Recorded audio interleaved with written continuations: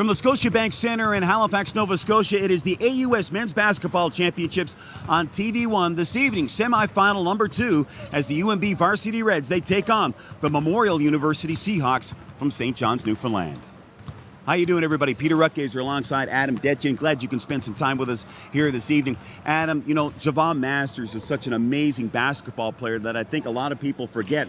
There's some other pretty good players on this UNB Varsity Reds team. Yeah, this is truly a complete squad, one of the most complete they've brought to the Metro Center in a lot of years. Dylan Baker's a fellow fifth-year senior.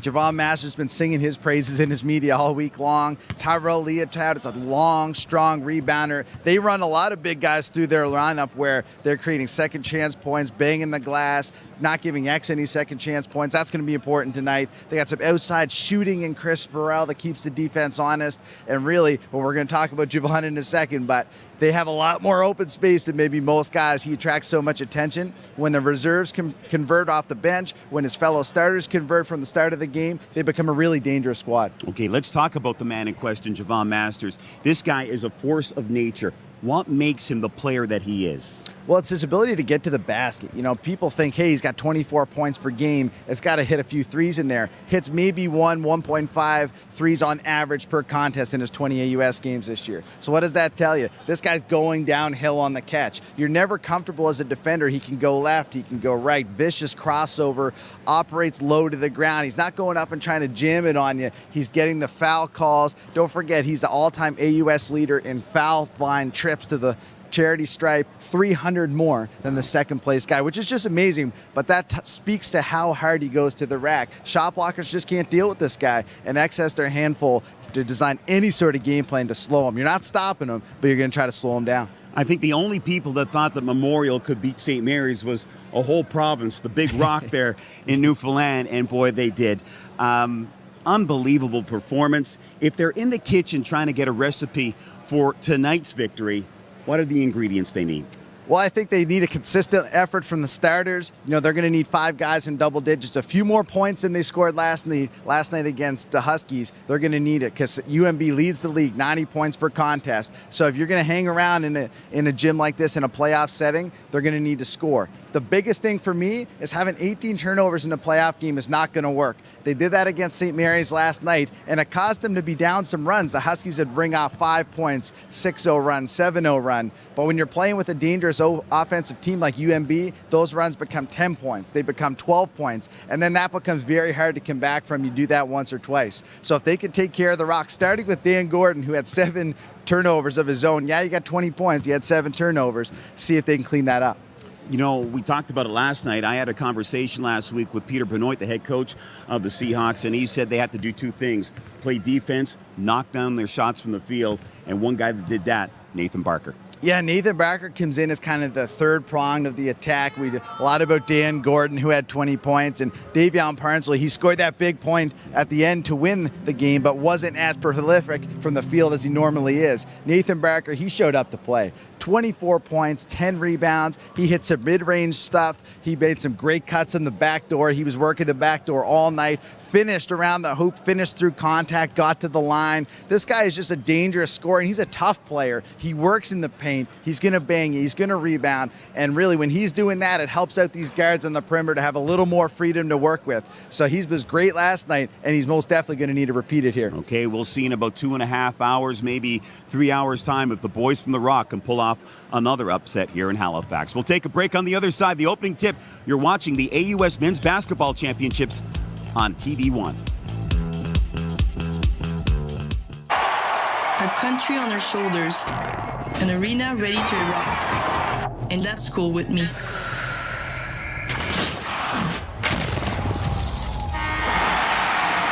Gatorade Frost. Play cool. If you like this, you'll like this too. Introducing Budweiser Prohibition Brew. The first non-alcoholic beer that actually tastes like beer. Welcome back, everybody, to the Scotiabank Center here in Halifax. Getting ready for semifinal number 2, Memorial Seahawks and the UNB Varsity Reds. As they're passing out some awards here for this UNB team, and of course the MVP, Javon Masters, and he's going to play a central figure in this game. Yeah, you know, it's pretty cool that the awards are being presented before the game now, because this guy gets to be in here amongst all these people, and they get to see this is the man who got it done. There you see, and St. FX, they punched their ticket to the final, and it's either going to be UNB or Memorial. Well, that's the next step. You know, this team, they've been talking about it all the time. Yeah, these awards are great. We got Javon Masters here. We got the Coy, the Coach of the Year, Brett Baker here. You know, these guys are literally, they're happy to get these awards. You know, it's always great to get recognition, but the biggest thing is getting it done. It's Coach Baker coming over and having a chat, as you mentioned, the Coach of the Year. What a great job that he did this year with this UNB team. What a fantastic individual. All this credit, so deserved. Okay, let's go to the PA announcer and get the starting lineups for this second semifinal. Starter for the Memorial Seahawks, a 6'5" guard in his 4th year from Belgrade, Serbia, number 4, Javon Masters. The first starter for the UNB Varsity Reds, a 6'5" forward in his 2nd year from Ajax, Ontario, number 1, Tyrell Leotown. The second starter for the Seahawks, a 5'11" guard in his 5th year from Ajax, Ontario, number 5, Davion Parnsalu. The second starter for the Varsity Reds, a 6'8" center in his 5th year from Scarborough, Ontario, number 4, Brevon Gale. The third starter for the Seahawks, a 6'4" forward in his 3rd year from Mineville, Nova Scotia, number 9, Greg Manuel. Third starter for the Varsity Reds, a 6'2" guard in his 4th year from Guelph, Ontario, number 5, Jesse Kendall. The fourth starter for the Seahawks, a 6'4" forward in his 2nd year from Corner Brook, Newfoundland, number 11, Nathan Barker. The fourth starter for the Varsity Reds, a 6'1" forward in his 4th year from Amherst, Nova Scotia, number 13, Will Legier. The final starter for the Seahawks, a 6'2" guard in his 5th year from North York, Ontario, number 13, Daniel Gordon.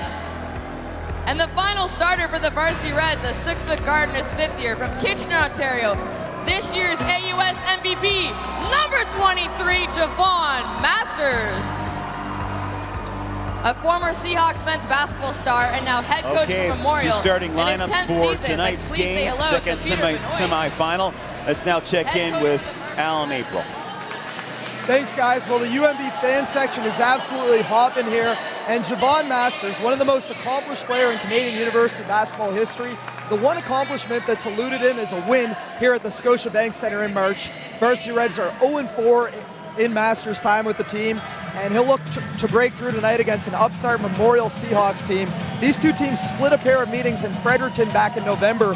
UNB dominated the first game 90-55, but the next day Memorial bounced back to take a 105-92 win against the Varsity Reds. And in that game, Daniel Gordon led the way with 28, and Masters was ejected with 2 technical fouls. Should be a great game, and anything can happen in March. Send it back now to Peter and Adam for the tip-off. Guys? Thank you very much, Alan. The question is, does Memorial have anything left in the tank? They slayed St. Mary's yesterday. Can they take on the top team in this conference in UNB? Here's Masters, his first touch of the game. Fade away, Jay, off the window and in, so he's off to a great start. I don't know if he meant to make that or not, Peter, but when you're Javon Masters, that's what happens. It goes in. Gordon, what a solid game last night in that win. Feeds it here for Barker. He can't make that play. Back the other way. Legier, Masters from downtown. That rimmed out, loose ball, and it comes to Barker. And Memorial, they want to push. Parnsalu. They'll need a little bit more from him tonight. Yeah, he'll need to score a little bit tonight for sure. You can't rely on Barker going for 22 nights in a row, I wouldn't think. Babovich inside for Manuel. And a foul called against UNB. So this is the same ball screen action that was working so very well for UNB last night. Babovich Emmanuel made a big-time screener. You're going to see him do that all night. A lot of guys are passive screeners. They're soft screeners. This is a coach's dream. Get a guy, bang a body, and then he's got good hands to pick up a pass and get to the line. Manuel, 13 points, 7 boards, 3 dimes last night in that victory against St. Mary's. I can tell already that the energy Memorial's bringing to start this one is not the same. No. The start of the first and the start of the third last night, they came out energetic, fired up. Right now, they're a little bit, easing into this one. But we'll see if they can take a different path to the win.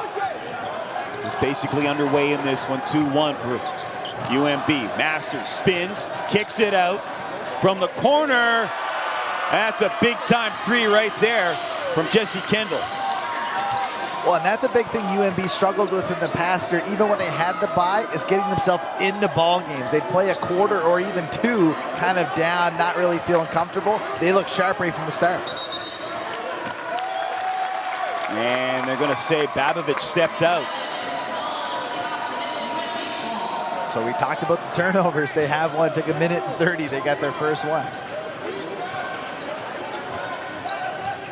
Gale trying to set a screen. Masters going to do it himself, puts up a teardrop, and gets 2.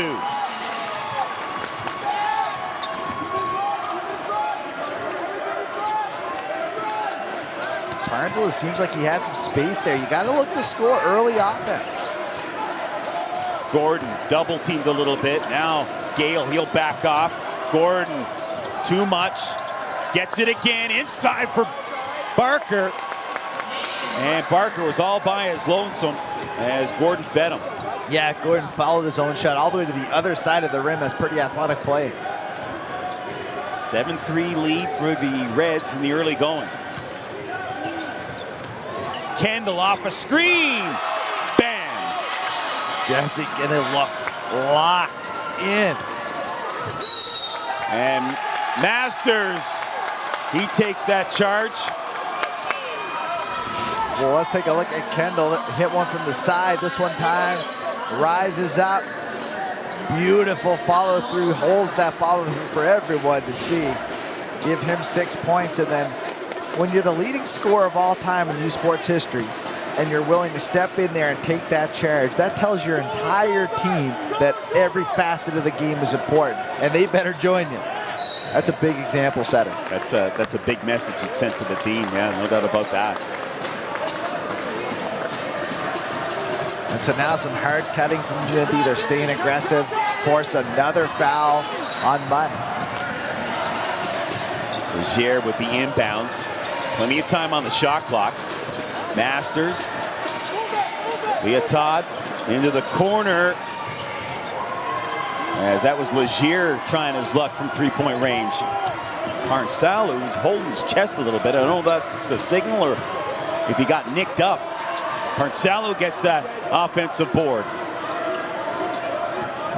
Gordon wants to dribble drive, gets the bucket, and he'll shoot 1.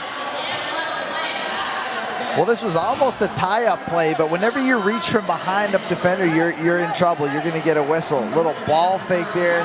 See how he comes in for this, But good finish by Gordon to rip that ball out of there and put it on the glass. Can't make the 3-point play, though. UNB by 5.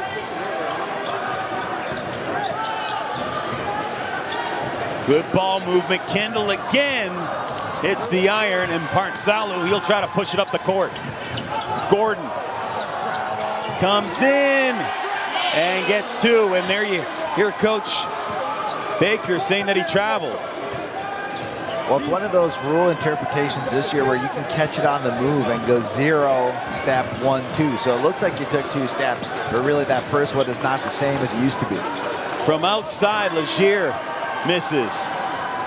Memorial on the run. Gordon changes hands. He's missed a couple of buckets here. I like his aggressiveness, though. He needs to keep his foot on the gas. Outside, Masters. He's going to drive in the paint, floats it. Legier there, get that loose ball, tries to put it up. Once again, Parnsalu on the move this time.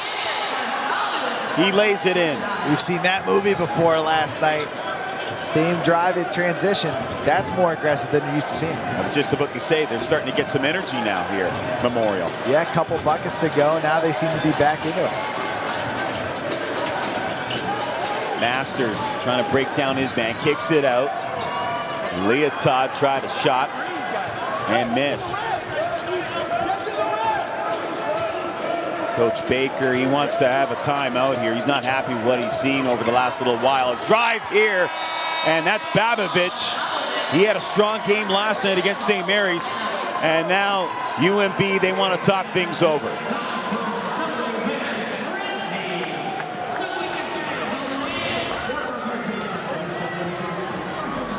Thanks to the Kent Own the Paint Instagram contest. You can win a Visa gift card by choosing the player with the best stats during today's game on your mobile device. Here's how to play. Simply follow Kent Building Supplies on Instagram via your mobile device. Click on Kent Building Supplies Instagram story on the top left of your screen and make your real-time pick. Choose who you think will score the most points during the game on your mobile device. Winners will be chosen at the end of today's game.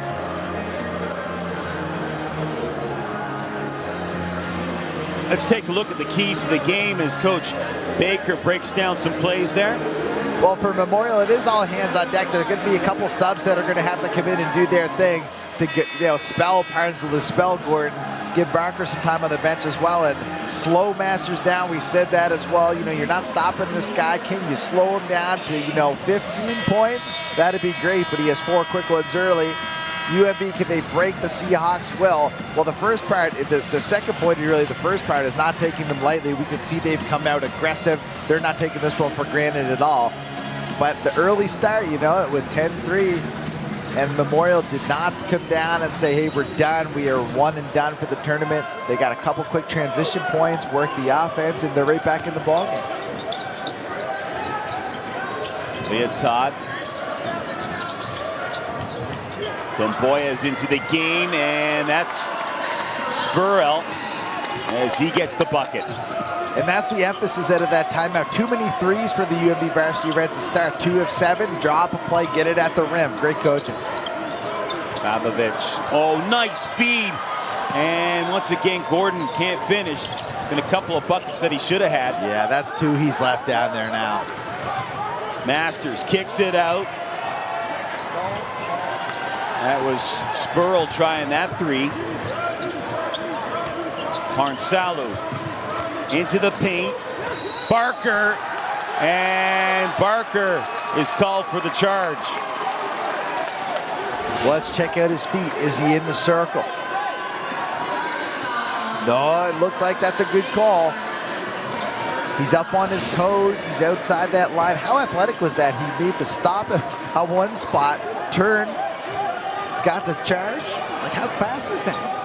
Fantastic defense. Inside pass, Spurl, little floater, gets it to go. And UNB right inside twice in a row. And UNB, they got a deep team here. Yeah, they're going to keep rolling bodies right through here. They're going to keep the pace up. And really, you can tell already, Parnsley just throws that one away. It's totally unnecessary. You're not going to get it all back at once. And they're only down 3. It kind of felt like they panicked after those 2 straight layups. I watched a couple of games on AUS TV in the archives, and Coach Baker, he's not afraid to use everybody on the bench. No, they'll roll 10 guys in the first quarter sometimes. That happens all year long. Nice crossover move there by Gordon, kicks it out. Barker, no good. And there's Manuel as he gets hungry off the glass. Manuel's a real tough guy's type of player. He just mixes it up. Watch, there's 2 Varsity Reds in there. Watch, he just bodies up, gets them on his hip. Masters jumped instead of going to the body. Leotard stays with it, and Leotard is hacked.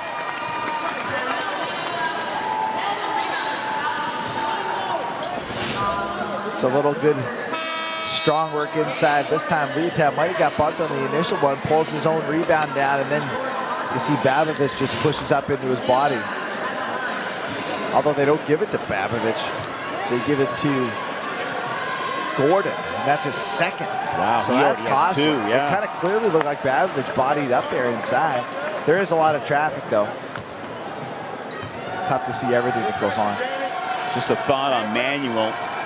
He had 7 rebounds in that game yesterday against St. Mary's. So he was an all-around player for them. 13 points, 7 rebounds, 3 assists. Little bit of a press here for UNB, and Barker almost lost it. Here's Babovich. No room for him to go down the lane. 5 on the shot clock. Parnsalu, this is a 3. Missed it, and it's ripped out of the air by Domboya. UNB's locking down that dribble penetration now. Good possession of defense. Reds by 3. Spurl inside, and that's Mael, and he can't get the deuce. But he's fouled, and no, it's a foul against UNB. Let's get a look at this stop here for the Varsity Reds. Baseline drive. Good help layup there by Mael. Challenger behind by Babovich. Forced it up on the glass a little quicker than he would have wanted to. Ogat is into the game now, number 24 for UNB. Manuel wants that ball in the post, and Parnsalu can't deliver it to him. We've seen 10 guys in the lineup already, Peter. And so he's emptying the tank, It's using already everybody. happened, absolutely. Mael behind the back. Pitcher with the shot. Loose ball and a putback by Domboya. Nice drive by Parnsalu. That's the only thing you get these inexperienced lineups in there. They're not as cohesive defensively, particularly in defensive transition. So the Aussie, Dylan Baker, he's going to check into the game. Pitcher is out there. He's another Aussie for UNB. Mael kicks it out. Domboya, loose ball. Ogat with a putback. Ogat and Domboya are athletic in there, aren't they? And they're big. Parnsalu, he wants Manuel set a screen. And then Parnsalu is fouled.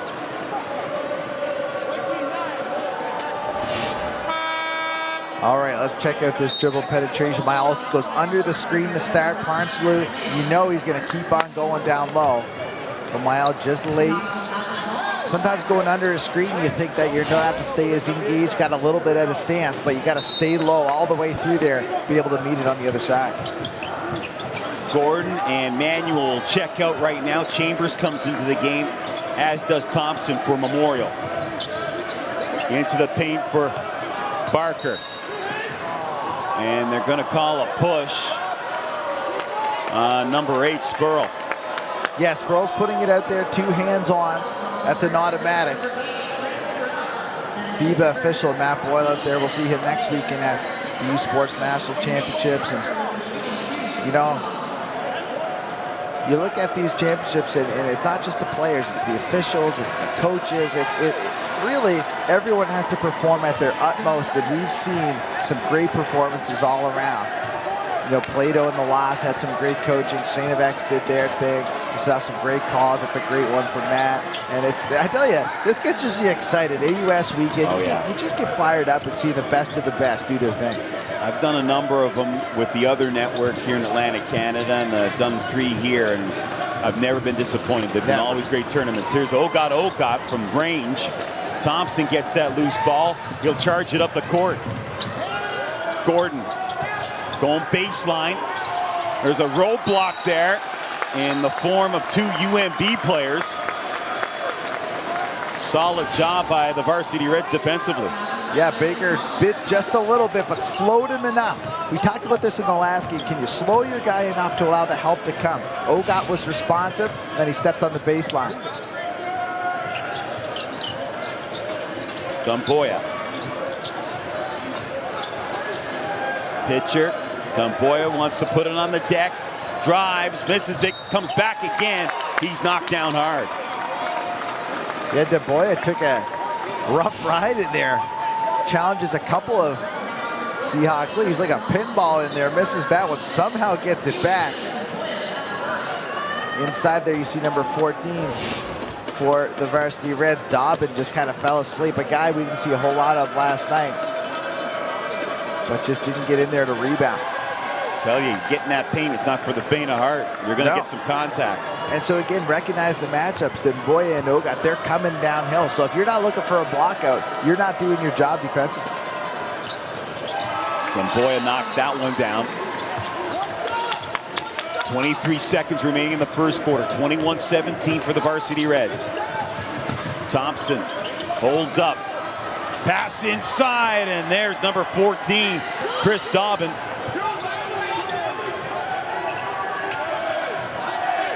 This will be the last play of this first quarter. 3 seconds remaining.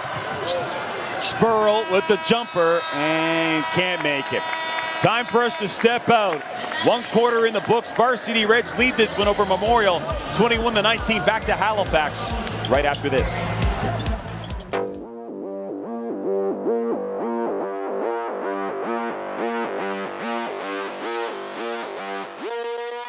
Support AUS men's hockey teams as they battle for the Cavendish Farms Coupe U Cup.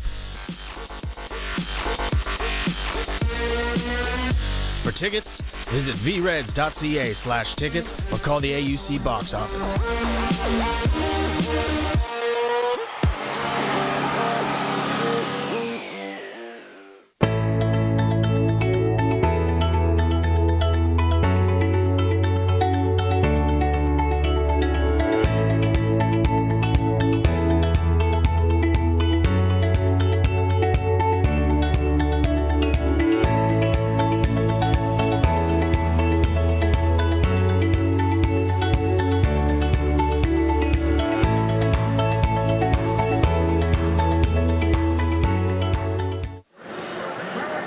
Welcome back to TV1's coverage of the 2018 AUS Championship Basketball Tournament. And let's take a look at how the Memorial Seahawks got to this semifinal game. It was a back and forth first half. This circus shot by Cordero James gave the Huskies a 5-point lead in the third quarter. But second team All-Star Nathan Barker was huge all night for the Seahawks. That drive 2 of his 23 points.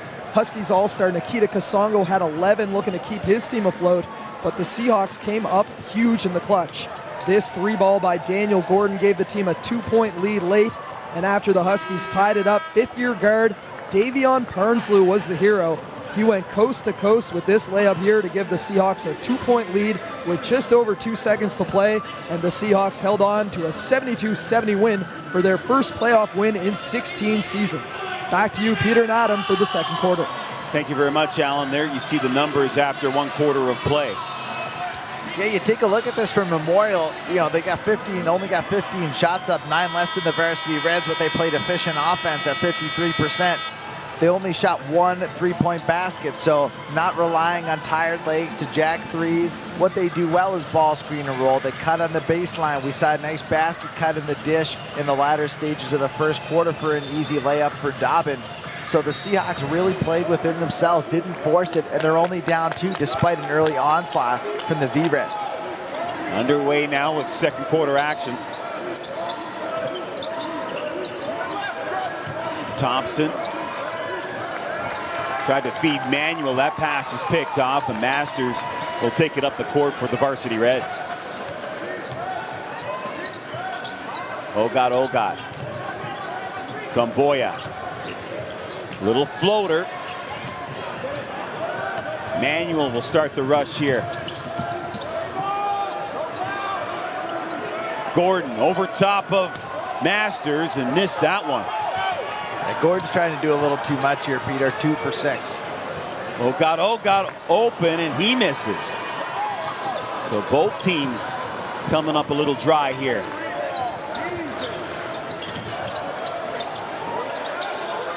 This is Manuel. That was a tough bucket for him. He had to work for that one. Yeah, he had absolutely no outlet pass, so he just powered up through 2 men. Nice job. For the Varsity Reds, we didn't get to talk a lot about their stats. 2 of 11 from 3, 2 of 12 after that last miss. They don't need that in their game right now.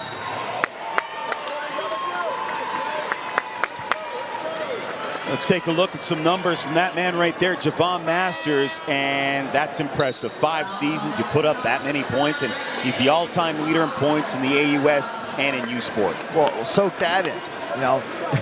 Double digits in games, 96. Quadruple digits in points. Yeah. So you think about the sheer magnitude of doing that, and I talked with him earlier this week, and you think about all the players that have come before him. The legends we've seen here in Atlanta, Canada, we've seen in all the national tournaments here in the Scotiabank Center, some of the best of all time, and he is the best of all time. Best of all time. It's a lot. It's a lot to take in and really, realize the magnitude of it. I mean, the production that you have to have over a 5-season period to put up those numbers and staying healthy. Yeah, and then take care of himself. Stay away from key injuries. Yeah. Gordon lost the handle there. Masters is going to push it. He wants to go to the hoop, and he gets it off the window and in. Thompson just got blasted into the first row because he's just not at that level of strength that Masters is. Great offense.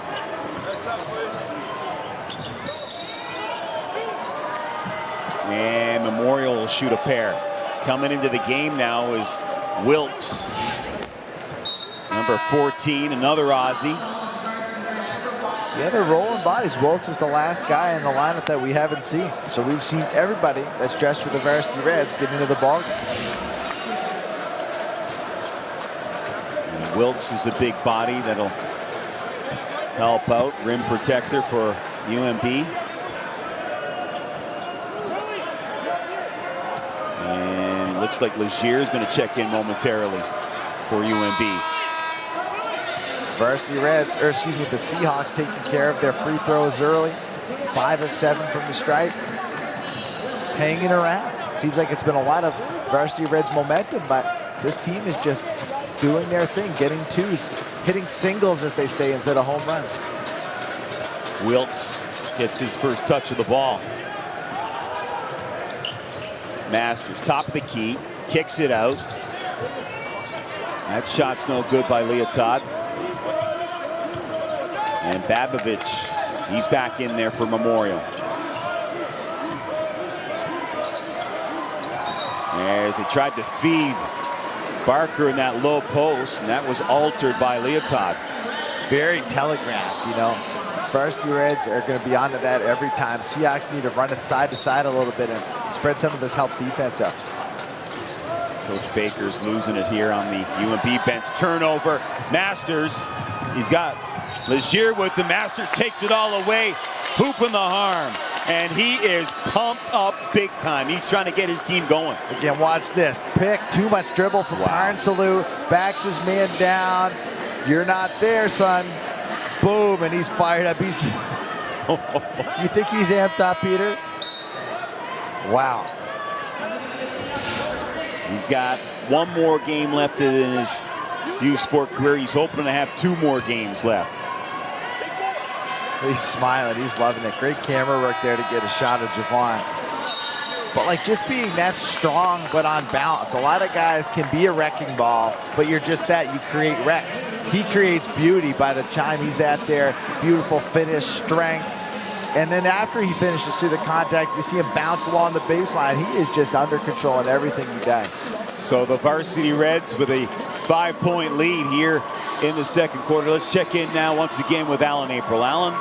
Thanks, guys. Well, you can hear them. Reds Nation are in the house. I'm here now with Christian Demore, UNB soccer player. Christian, fans here making a great effort. How do the varsity athletes at UNB support each other? Listen, we got representation across the board.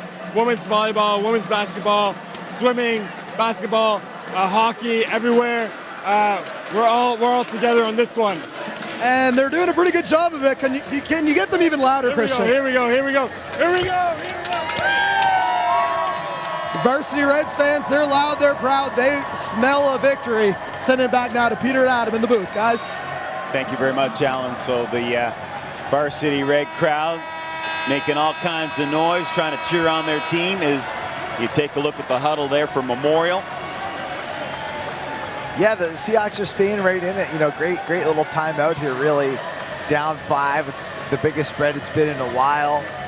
You know, they might be smelling victory, but it's a long, it's simmering in the slow cooker. But I tell you, the Seahawks are ready to wreck this dinner party. Don't count them out yet. Clark is into the game now for Memorial. He gets his first taste of action. There's Clark. Masters. Oh, Masters, so good defensively. Good defensive ball to take the ball away from Clark. Leotard, fade away. And a push in the back. And that's going to go against Babovich. Now, Babovich, he got into some foul trouble yesterday, and they really missed him. Yeah, absolutely, and it's been undisciplined things like that. If you're not in position to rebound, take your medicine, you know. You might lose an offensive one, but if it's important you stay in the game, don't take those fouls. Masters from the corner. Loose ball, Babovich gets it as he skies.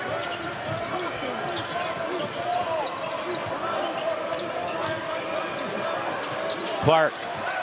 Manuel's gonna set a pick here. So a foul on Jesse Kendall. Just a reminder, folks, tomorrow at 1 we'll have the women's final. And I didn't see this happening. UPI Panthers taking on Acadia. They knocked down Cape Breton. And UPI, they gave Acadia their first loss of the season.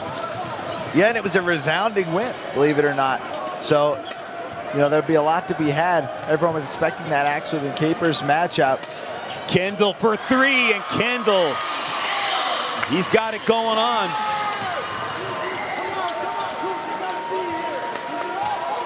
Kendall. Salu, yeah, he's been amazing here. He's ready to ball. Barker. Manuel looking for some real estate. 4 on the shot clock. Babovich got to put it up. Missed that one severely. Into the paint for Wilkes. It was a tough bucket for the Aussie, but he gets it. It's a long body, this Wilkes, and he pulled that one down with hands. He's going to be a nice guy to watch for years to come. Seeing that defensive intensity from Masters. Parnsalu left it short. Masters going to push it. Masters kicks it out. Kendall again. Can he do it? No. Parnsalu going back and forth, and Masters, he's going to get tagged with a foul on Parnsalu. Yeah, Parnsalu was trying to make this happen. Watch this. He kind of goes into Masters, but, you know, there's enough contact there that has to be called. He sold that a little bit, didn't he? Well, he sold it, but you know what? Once you're ahead of the pack and you're at a defensive position as Javon was, then you're going to, you know, he doesn't like it, but sometimes when the ball goes the other way, that stuff just happens, and that's Javon's second. He's going to have to come out. I should follow up a little bit, Peter. You know, there's an exciting play after we talked about that women's game tomorrow, is the Axemen women came back to PEI and they took them down just the same. So that's a 1-1 series coming in. Let's not think that the Axe women aren't going in as the favorites in that one, but it's going to be a heck of a ball game. Whoever wins this one here is going to take on a Sadab X team that has been hotter than they've ever been. Championship Sunday is going to be off the hook here on TV1. You'll see both those games right here on TV1 tomorrow afternoon. Jesse Kendall, he's got the hot hand for UNB, knocking down threes. Watch how ready his feet are. Catches this one, gets set, boom, jacks that one up. Perry comes off a couple movement here. Basketball's moving, he comes off a down screen, knocks that one down. Watch this straight arm, boom, up, pop. See that elbow just pop, releases it high off the top. And that is just falling like rain into the mesh. So a 10-point lead here for the Varsity Reds. And they've had to work for that 10-point lead. Yeah, they certainly have. You know, Memorial hasn't given anything for granted, although it's danger time right now. You know, if they can't get a score here in this possession and they go empty on a couple more and the V-Reds can get a score, you know, you're feeling a little bit down about the first half. Inside for Gordon. And Babovich is hacked. He'll shoot 2. Good offense there. Get it going downhill. Little cut, dish, touch pass from Gordon. And then Babovich draws that contact. He's looking to get to the line a little more, Babovich. And the Seahawks as a team need to keep doing that. They've shot 7 free throws already. But they need to slow this train down a little bit. They shot the ball very well last night. They were 47.7% from the field, 27 and 57. Need to regain some of that magic here tonight. You know, and trust their systems, trust your offense. You're not going to get it by going off script. They're capable of it. Can they do it again? They're into their zone set here now on defense. Legier. Pitcher. Wilkes into the paint. Trying to use that big body, and there's Pitcher follows up. Good read as Paravazi's getting it done. Yeah, and that was right at the end of the shot clock, so he got up on the glass quickly. Intelligent play. Gordon. Parnsalo wants to drive. And Parnsalo saying that he was fouled. Pitcher gonna throw it up. Loose ball, and Gordon whips it down. Pushes it ahead for Parnsalo. And there's some contact there. And that's going to be a foul against number 13, Legier.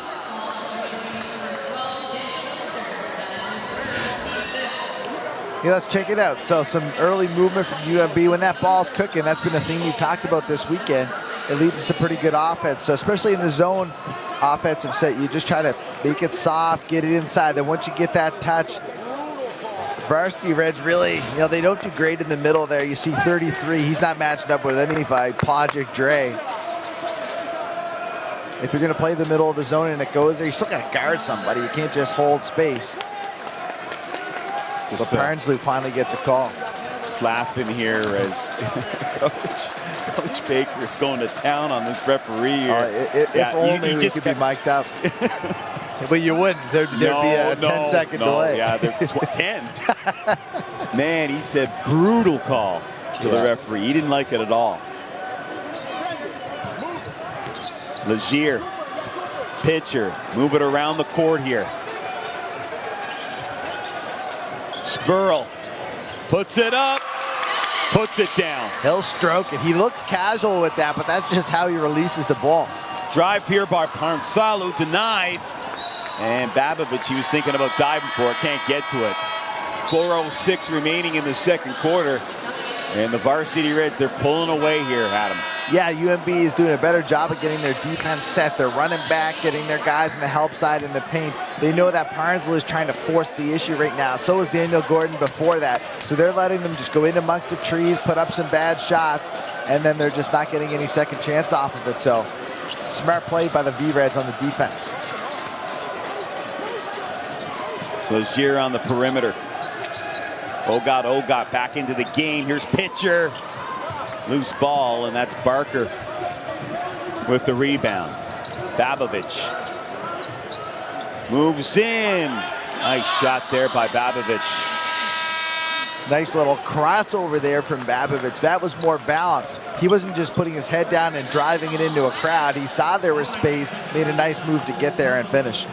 So timeout called by the Varsity Reds as it's 38-27 here in the second quarter. Let's check in with Alan April once more. Thanks, guys. Well, you mentioned that UNB features 3 players from Australia in Daniel Pitcher, Cooper Wilkes, and veteran Dylan Baker.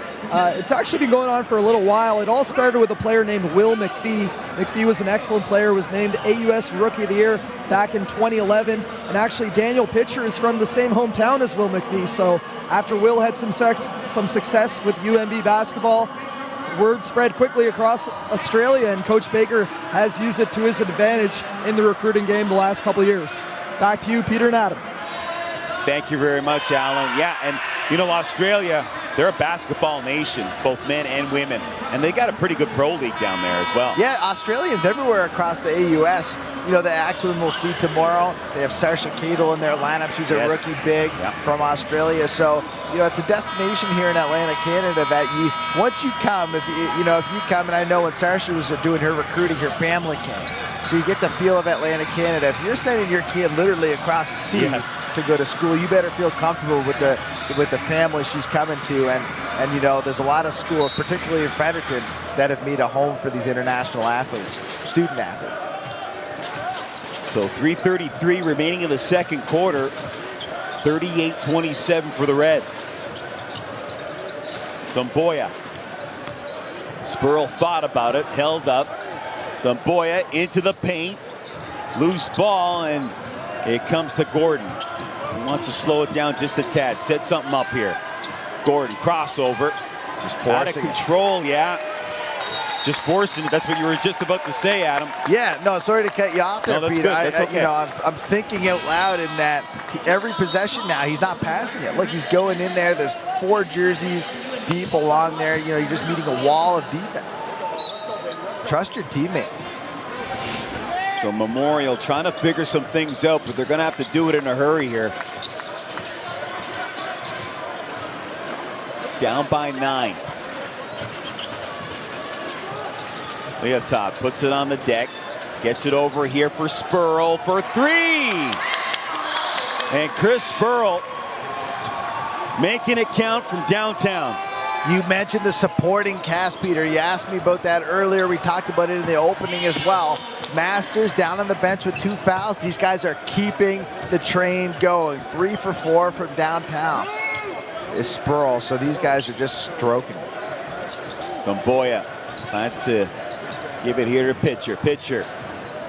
That's a tough shot, and Dobbin, he's going to get called for the foul. And you can just feel that energy come out of this Memorial team a little bit here. Yeah, they're having a tough time because they're getting beaten in multiple ways. You know, they tried to go zone. The Varsity Reds have hit a couple of open shots now. The middle of the zone, you know, even the wings, no one's really guarding the basketball. They're trying to save legs. You know, I get that a little bit. They're trying to save the pace, but at some point you just got to strap up and say, we're going to have to scrap this out with UNB.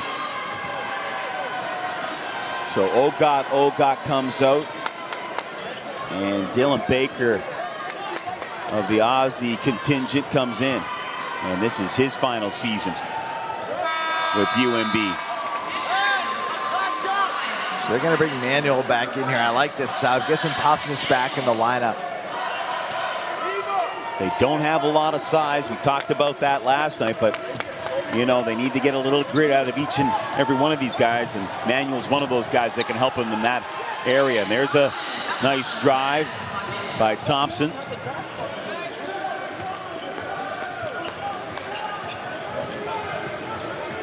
Pitcher. Crossover into the corner. Spurl.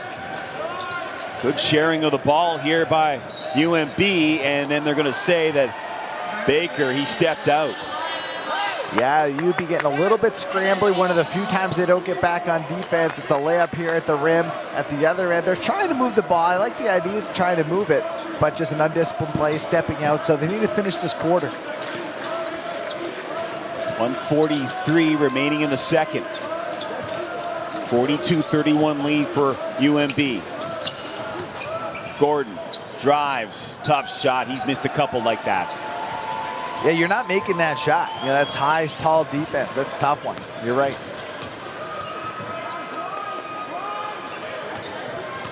Leotard. Spurl. 9 on the shot clock. Dumboya from way downtown trying to chase after his own rebound. And that caused the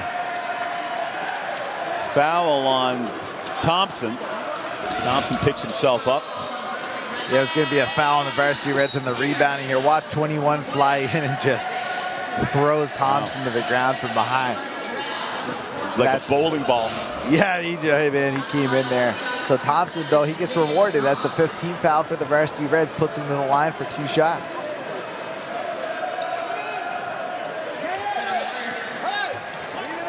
If they can cut this down to 10, going to the dressing room, I think they'd feel very fortunate. Yeah, particularly with how it's gone in the second quarter. I think they'd feel good about that to regroup. 1:06 remaining in this second quarter. Pitcher stays out there. Wants to drive. Floater is in. Great balance from pitcher. Went right into the chest of Manuel, which is not easy to do, and backed him up. Parnsalu directing traffic for Memorial. Barker, top of the key. Thompson looking to feed Manuel. 6 on the shot clock, 4 on the shot clock. Manuel trying to go baseline, lost it. Good defense by Wilkes. And Wilkes pumping up his bench. Manuel just looked at his teammates and said, he just said flat out, I didn't know the shot clock. That's the accountability I like. He's not complaining, but his teammates not cutting. He's just saying, I messed up. Gotta love that. Pitcher again with another drive. Inside for Wilkes. The Aussies teaming up once again. Wilkes trying to stay with it. Loose ball. And Parnsalu, he runs into Leotard. And that's a foul against UNB. Wilkes is under fire down here. Let's check this out. Pulls it down, great hands again. There's some hands on his back. Tries to fight for the rebound. Good battle by the Seahawks. Again, when you're undersized, like, it's going to take everything you can physically to move some bodies. And then Parnsalu, that's the second or third time he's taken a knockdown in the middle of the court in transition. Been very impressed with pitcher. He's a first-year player, and Wilkes is a first-year player. So UNB going to have a couple of real good players from Australia for a while.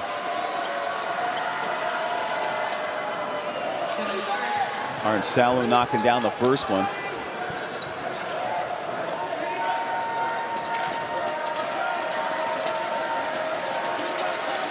(44-34) Reds. And Parnsalu makes the second. 11-15 from the line. Keeping the minute, Peter. Keeping the minute without question. Need a stop here. Drive by pitcher. Wilkes is there again. Wilkes. Wow. Good hustle by 14 for UNB. And they get the final bucket in the quarter. Wilkes comes in late in the second quarter and is a force. 2 of 4, he gets 4 points, but he had about 4 or 5 rebounds, some nice catches on the slip and pass inside. You know, the thing I like most about these guys, it's one thing to say, yeah, I'm going to play 10 or 12 players. It's another thing to have these guys mentally tuned in to be able to come in and actually take care of business. So there's, you know, kudos to the assistant coaching staff, keeping them ready, keeping the talk on the bench. And really, when these guys can come in, did the reserves have an effect? Absolutely, if not all superstar. Okay, he was the coach of the year in the AUS this season. I'm talking about Coach Baker with UNB standing by with Alan April. Yeah, Coach Baker, you played deep into your bench. All 12 guys got minutes, and the bench responded with 24 points in that first half. What do you think about your bench production in this game? Well, you know, it's our DNA. That's what we've been doing all year. We run a lot of bodies out. You know, our whole concept at UNB is competitive depth. You got to have 2 of everything, and we want 2 of everything. So one thing it does is wears down your opponent. They had a lot of starters that wore down last night. They had 39, 48, or 40 minutes last night with a lot of their guys. So we want to wear them down a bit, stay fresh, and keep the Army working here. And you held the Seahawks to 35 points in that first half, but just seeing your demeanor on the sideline, you're not totally happy with the defense. What adjustments do you want to make for the second half? Our guys are really crashing hard, and that's great. We're not really getting we're getting hands on balls, tips. They're leaking out. Their transition is killing us right now. They're getting to the rim. I'm more concerned that, you know, we try to preach at home that, you know, let's get the ball in the paint and then kick it for a 3. And we're jacking threes like St. Mary's did last night. 38 of them they took, and that, you know, they're rolling the dice and saying, go ahead, shoot it. And we got to be smarter with what we do with the ball. Thanks, Coach, and best luck in the second half. And we'll be back after these messages with the second half. You're watching live coverage of AUS basketball action on TV1.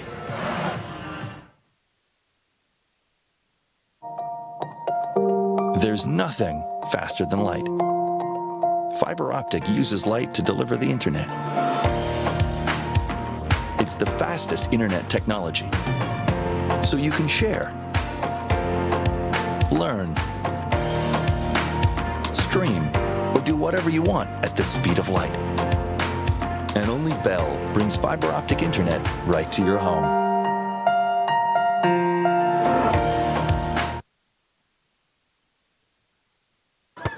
What's my soccer ball? Well, the air inside, it has superpowers. There are tons of little teachers inside that help me learn about things like collaboration and perseverance. With each kick, those powers get a little stronger. I think it's made out of polyurethane, though. Give them the chance to discover what their equipment is made of. Give them the chance to play. Visit sportnovascotia.ca to find out how you can help. Did you know falls are the #1 reason children in Atlantic Canada are hospitalized? Help make your home safer for kids of all ages by using or installing a window stop. Screens are not enough to prevent falls. Protect small children by using a screw-mounted gate at the top of the stairs. Be careful not to trip over your pets and keep clutter and toys off of the stairs and floors. We can all help our home be a safer place.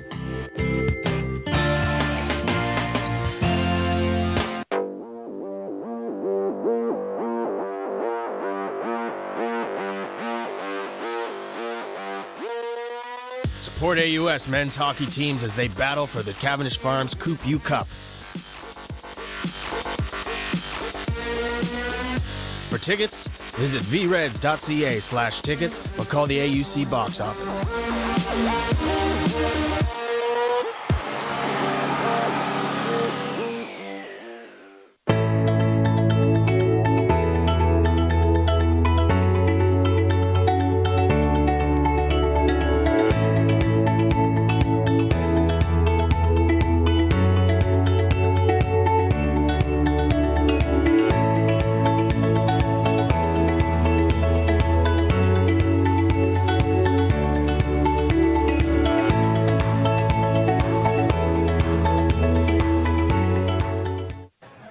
If you like this,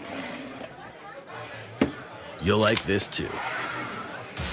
Introducing Budweiser Prohibition Brew. The first non-alcoholic beer that actually tastes like beer. Welcome back to the Scotiabank Center here in Halifax. And at the break, it's UNB with a 46-35 lead over the Memorial University Seahawks as we check out the numbers after 2 quarters of play.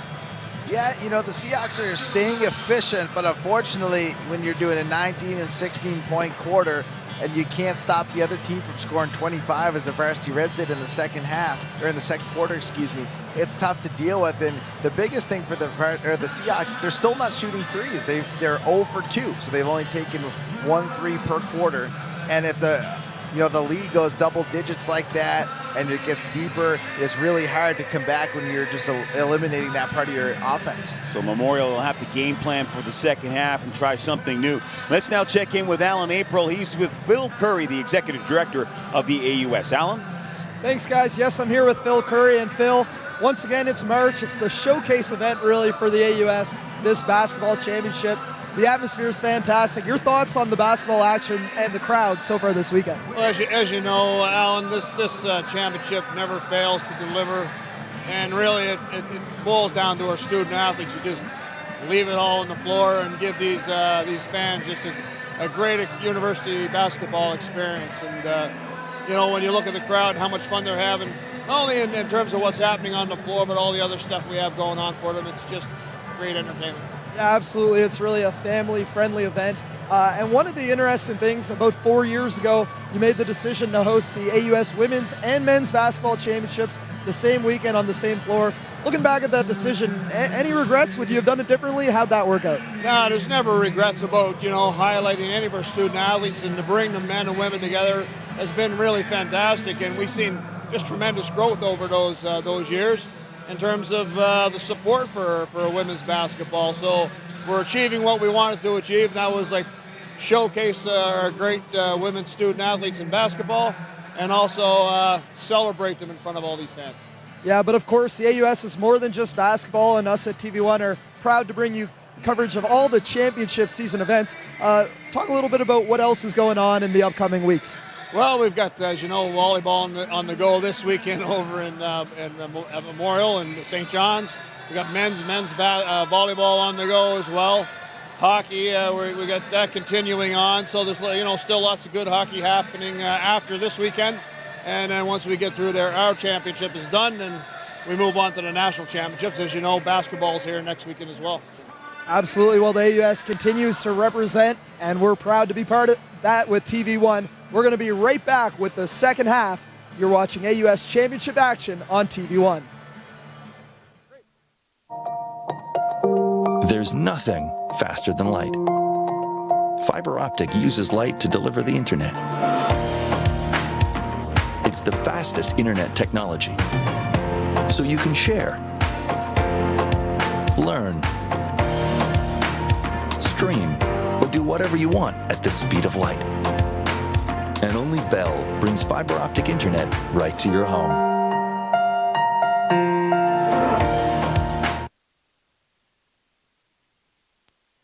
What's my soccer ball?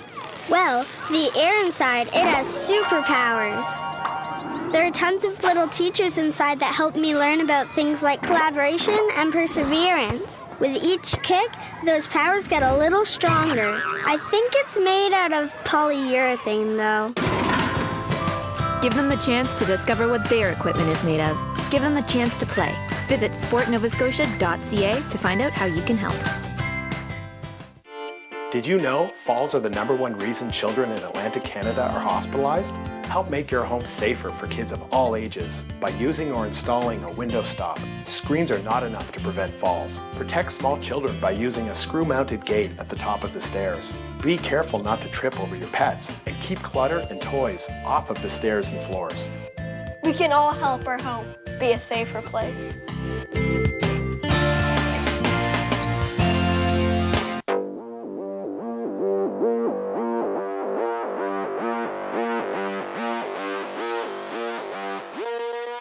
Support AUS men's hockey teams as they battle for the Cavendish Farms Coupe U Cup.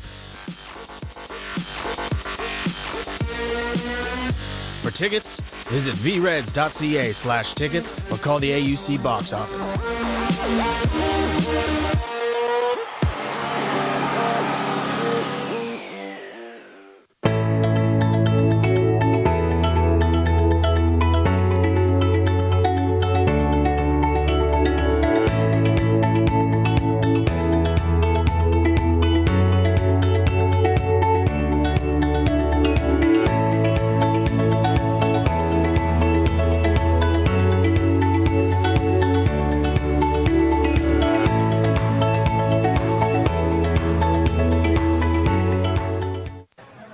If you like this,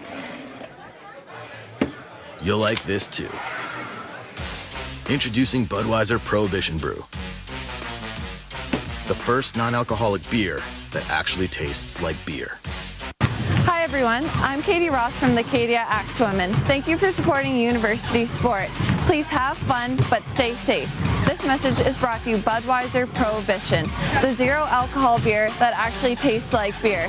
Thanks everyone, enjoy freely. There's nothing faster than light. Fiber optic uses light to deliver the internet. It's the fastest internet technology. So you can share, learn, stream, or do whatever you want at the speed of light.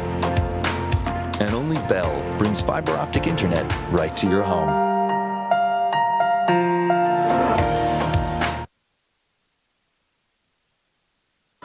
What's my soccer ball? Well, the air inside, it has superpowers. There are tons of little teachers inside that help me learn about things like collaboration and perseverance. With each kick, those powers get a little stronger. I think it's made out of polyurethane, though.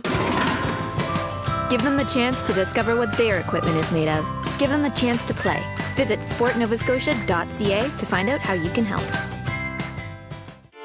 Did you know falls are the #1 reason children in Atlantic Canada are hospitalized? Help make your home safer for kids of all ages by using or installing a window stop. Screens are not enough to prevent falls. Protect small children by using a screw-mounted gate at the top of the stairs. Be careful not to trip over your pets, and keep clutter and toys off of the stairs and floors.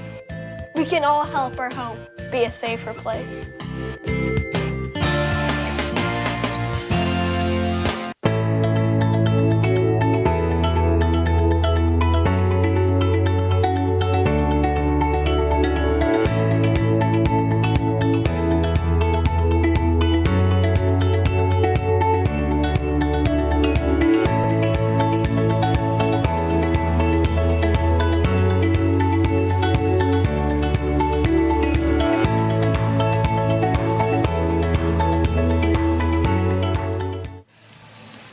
Welcome back, everybody, to Scotiabank Center. We'll do the numbers one more time for you if you missed it the first time.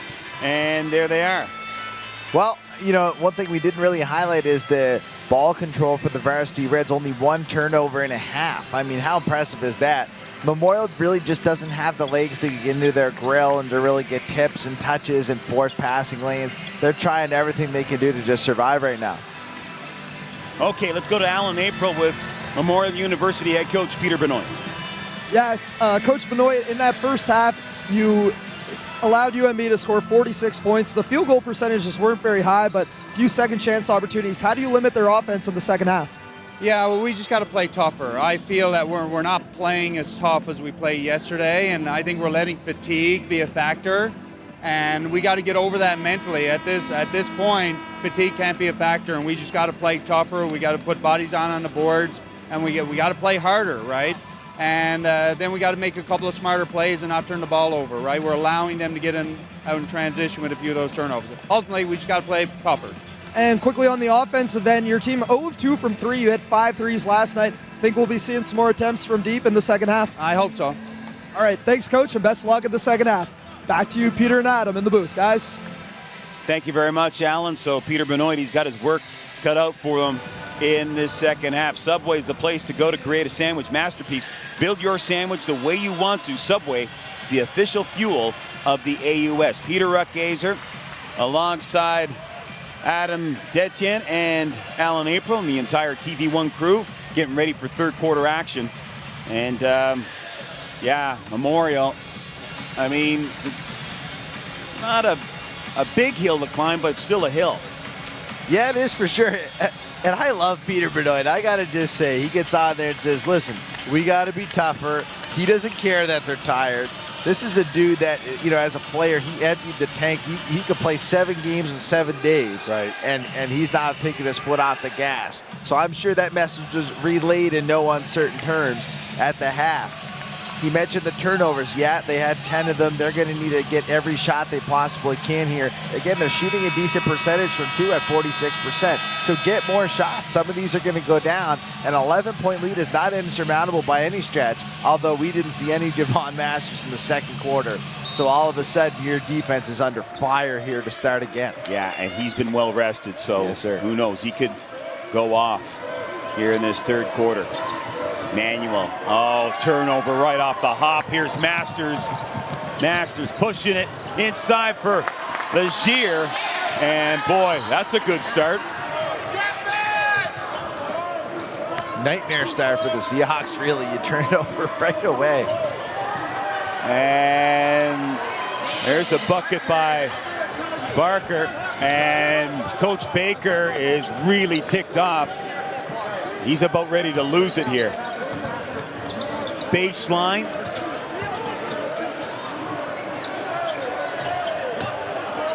They move it around. Kendall for 3. And he hits the iron. Good ball movement by UNB. Come up a little short.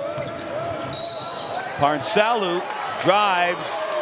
And that's a charge against Parnsalu. Well, it's tough. You know, the one on the post-up, the previous Memorial offensive possession, they didn't get the call. This time Masters jumps in there, takes it, you know, he takes that in the numbers. I mean, you know, there's a forearm in there as well. Coach Benoit doesn't like it, but that's twice in a row guys in defense have tried to sacrifice the body. Masters. Leotard. In for Gale. Gale can't get it. Gale back with it again. This time he puts it away.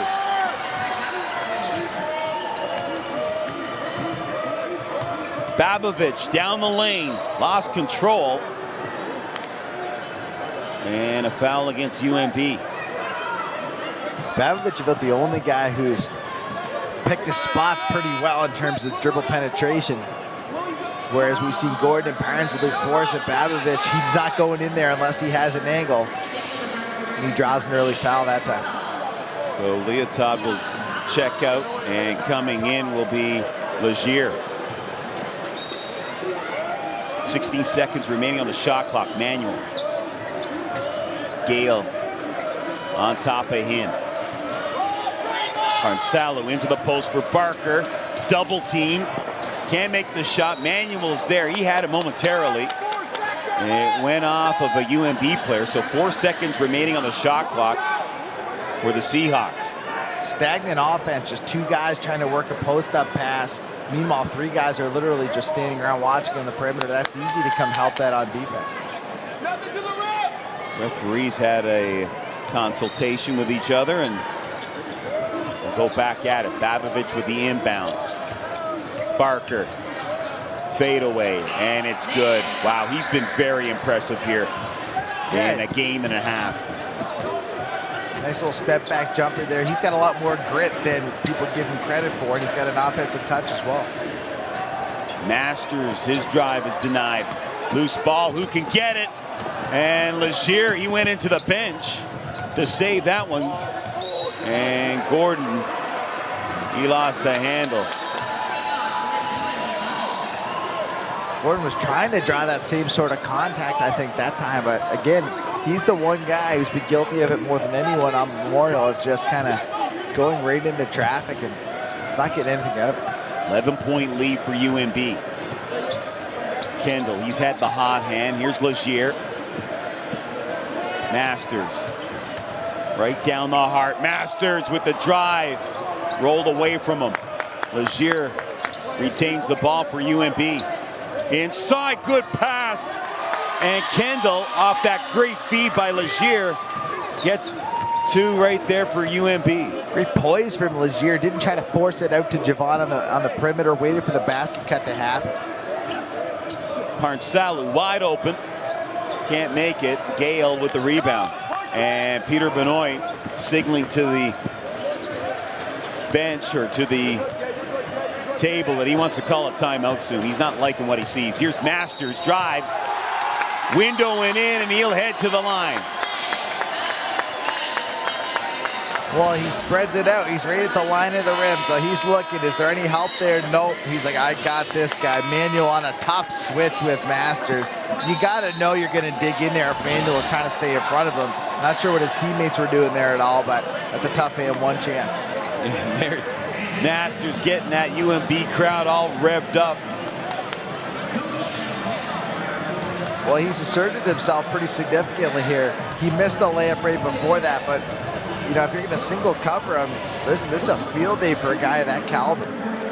So UNB looking to punch their ticket for the final, and in the final they're going to take on St. FX, and that'll be a very interesting matchup tomorrow afternoon here, if that happens. We still have time left in this one, but yeah, it's going to be very interesting. I mean, if Munn can somehow get in there, it'll be 2 teams, 3 games in 3 days. UNB looks very fresh. They've been well conditioned this year. The thing that's been impressive about them is you're practicing hard, you're going at each other, you know, iron sharpens iron sort of thing. But when you can push a lot of bodies through the games, it saves you from moments like these. You know, you can empty the tank and then know you're going to get your rest. You know, if you have a doubleheader weekend during the regular season, it doesn't hurt quite as much, it doesn't hit home quite as much when you're a deep squad. So this team is built for the playoffs in more ways than one.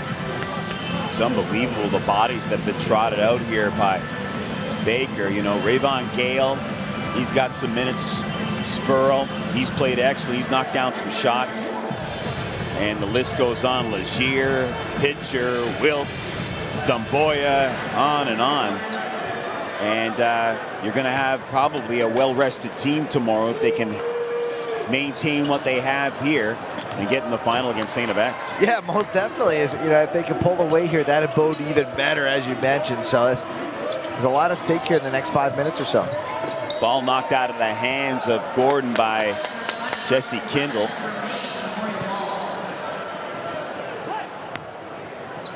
Kindle's had the shooter's touch here in this game today. Yeah, he hasn't hit one in a while, but that's just because they were able to sit him down, like, without issue. Pass inside for Gordon, denied. And that went off of Kindle. It'll be Memorial ball, 6 seconds remaining on the shot clock. Masters only played about 14 minutes, and he has 11 points, so it hasn't held him down even despite the foul trouble. Barker, his jumper is good. And Memorial, they need more of that. Barker has 6 points now after that jump shot, so he's trying to get himself online. people are going to have to join him.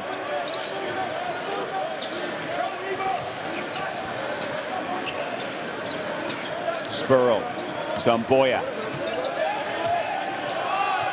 5 on the shot clock. Got to do something. Masters. That's an air ball. Parnsalu up the court, and he's fouled. He doesn't mess around with the sidelines, Parnsalu. He just drives her straight up the gut, which is important to do. And really, it's hard to organize in there. You just see the grenades kind of coming downhill at you. You're not sure who's going to stop them. And that's the 3rd foul he's drawn, doing that exact push up the court. Babovich with the inbounds.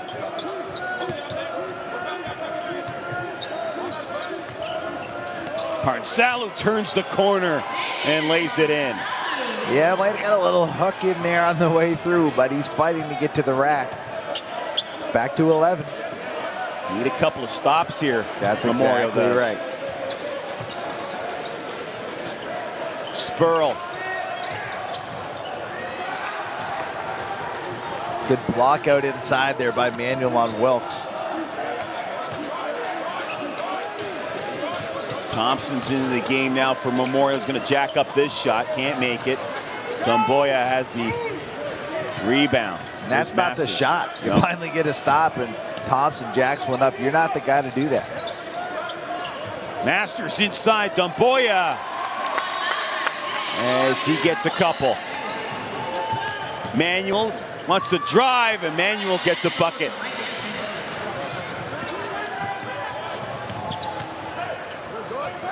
Inside, Dumboya comes back again. Now, if Memorial wants to get in a track meet, this is not the team to do it with, is it? No, UNB's cutting so well right now. They're getting the ball down there to passing position prime time, and then they're just walking right down the paint. Dumboya twice in a row down the left lane line. Barker left that short.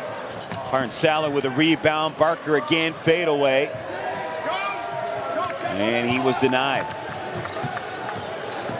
Masters, trying to feed Wilkes, and it slipped out of his hands.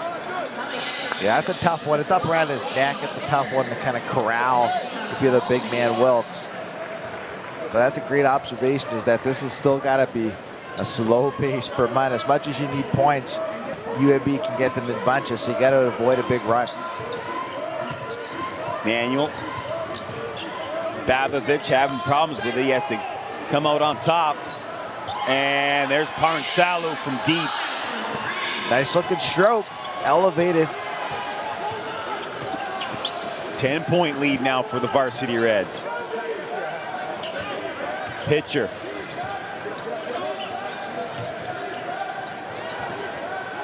Dumboya thought about shooting. Pitcher drives.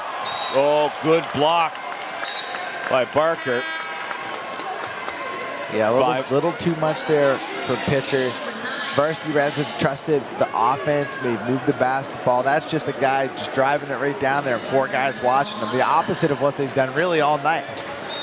So just 5 on the shot clock here. Right. Mael into the game. Mael drives for the deuce. Speaking of drives, here's Parnsalu coming back the other way for Memorial. Nice play by 5. Coach Baker saying somebody step into it. Yeah, he wants to charge every play. Pitcher, Dumboya. He's going to shoot over top of Barker, can't make it. And that's going to be a foul against, who is it, Babovich? They called a kick ball on UNB. Okay, so as Parnsalu's about to go down and get a layup. Like, is that consequential to the game? I don't know. So no foul called there. Thompson surveys the situation. Barker, Parnsalu from deep misses. You know, you got it to 10. I think you keep taking the home run swing. You keep chipping away. There's still 3 minutes left. 13 minutes in the whole ball game. Lots of time. Here's Pitcher with a drive. Pitcher. They got to get back on defense. Memorial had numbers going back the other way.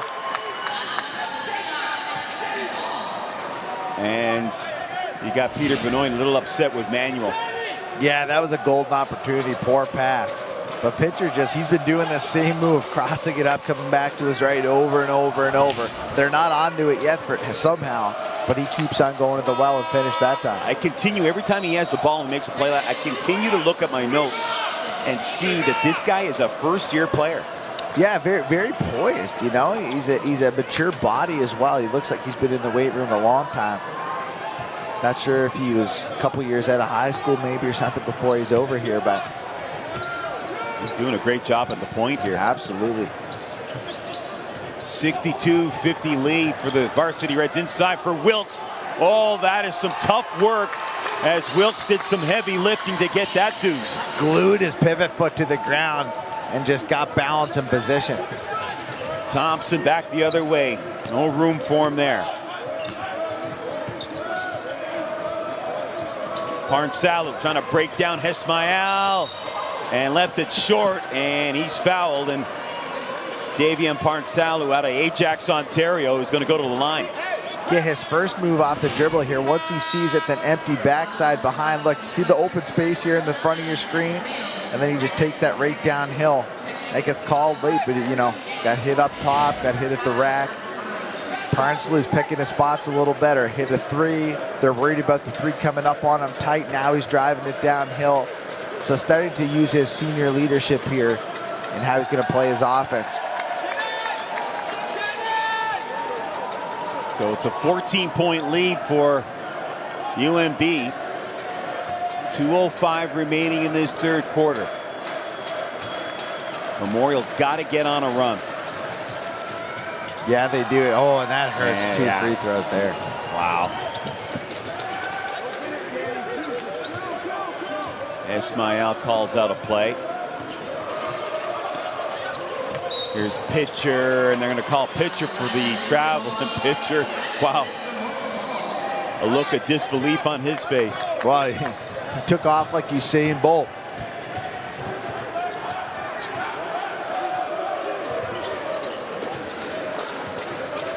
Thompson.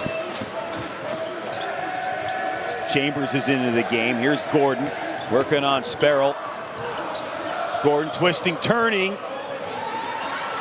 And the putback, and that's Manuel. And he's going to go to the charity stripe, so he's trying to pump up his team. Yeah, Manuel going to go back to the line. It'll be his third and fourth attempt here tonight. Gordon just again in amongst three guys trying to force it up there. Gets fouled from behind, and he's saying, come on, someone join me. Let's get fired up. He and Parnsalu have really kind of stepped up here and put the foot to the fire. If they're going to go down, it's going to be swinging, and he gets that free throw to go. Quick check-in on Dan Gordon's stats. 3 of 10 for only 8 points. That's not getting it done. You need Gordon going. You need Parnsalu. You need to have Matt. You need all hands on deck if you're Memorial. You really do. Masters, 9 on the shot clock. Kendall trying from the corner, misses. Parnsalu holds up. Here's Gordon. And Gordon is fouled by Pitcher. So that's a couple of quick fouls on Pitcher.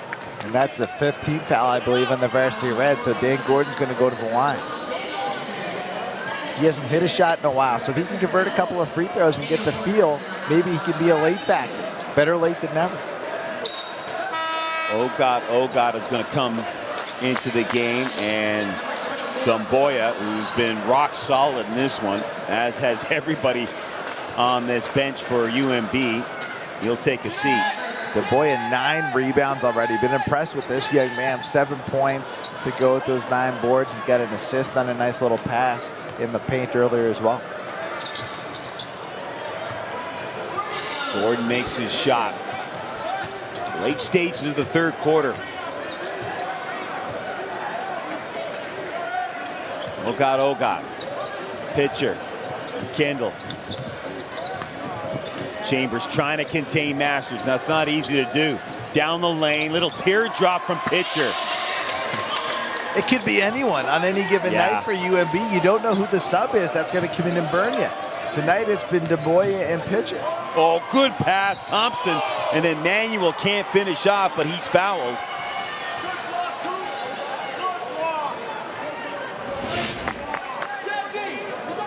Let's check it out. Good dribble penetration, draws two.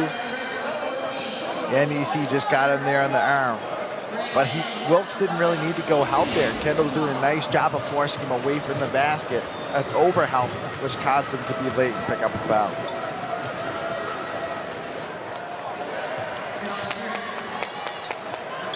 Manuel makes the first one.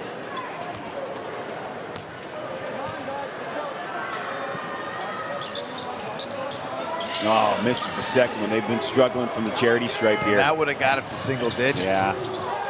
Turnover. I haven't seen that too many times from UNB. Here's Chambers for three, misses.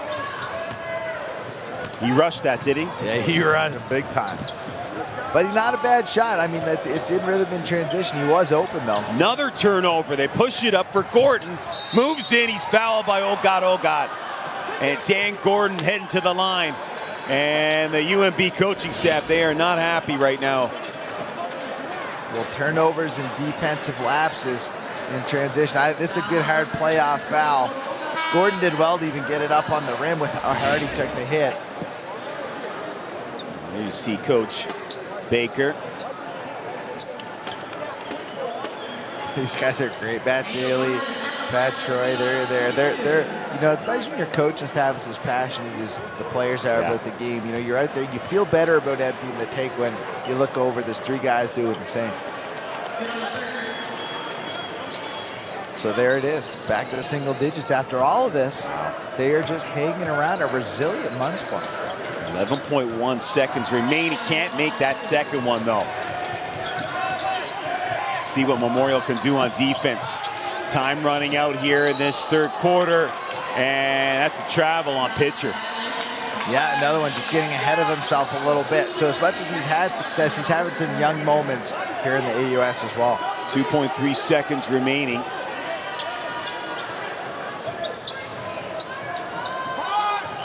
Little press here from UNB. Gordon jacks that one up. And they lost about a second off the clock after the whistle.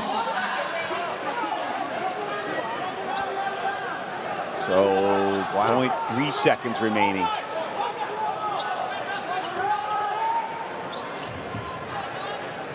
And that will do it for 3 quarters of play.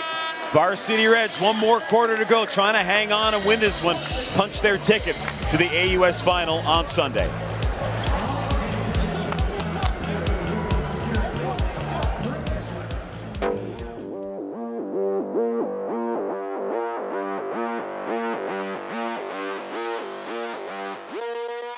Support AUS men's hockey teams as they battle for the Cavendish Farms Coupe U Cup. For tickets, visit vreds.ca/tickets or call the AUC box office.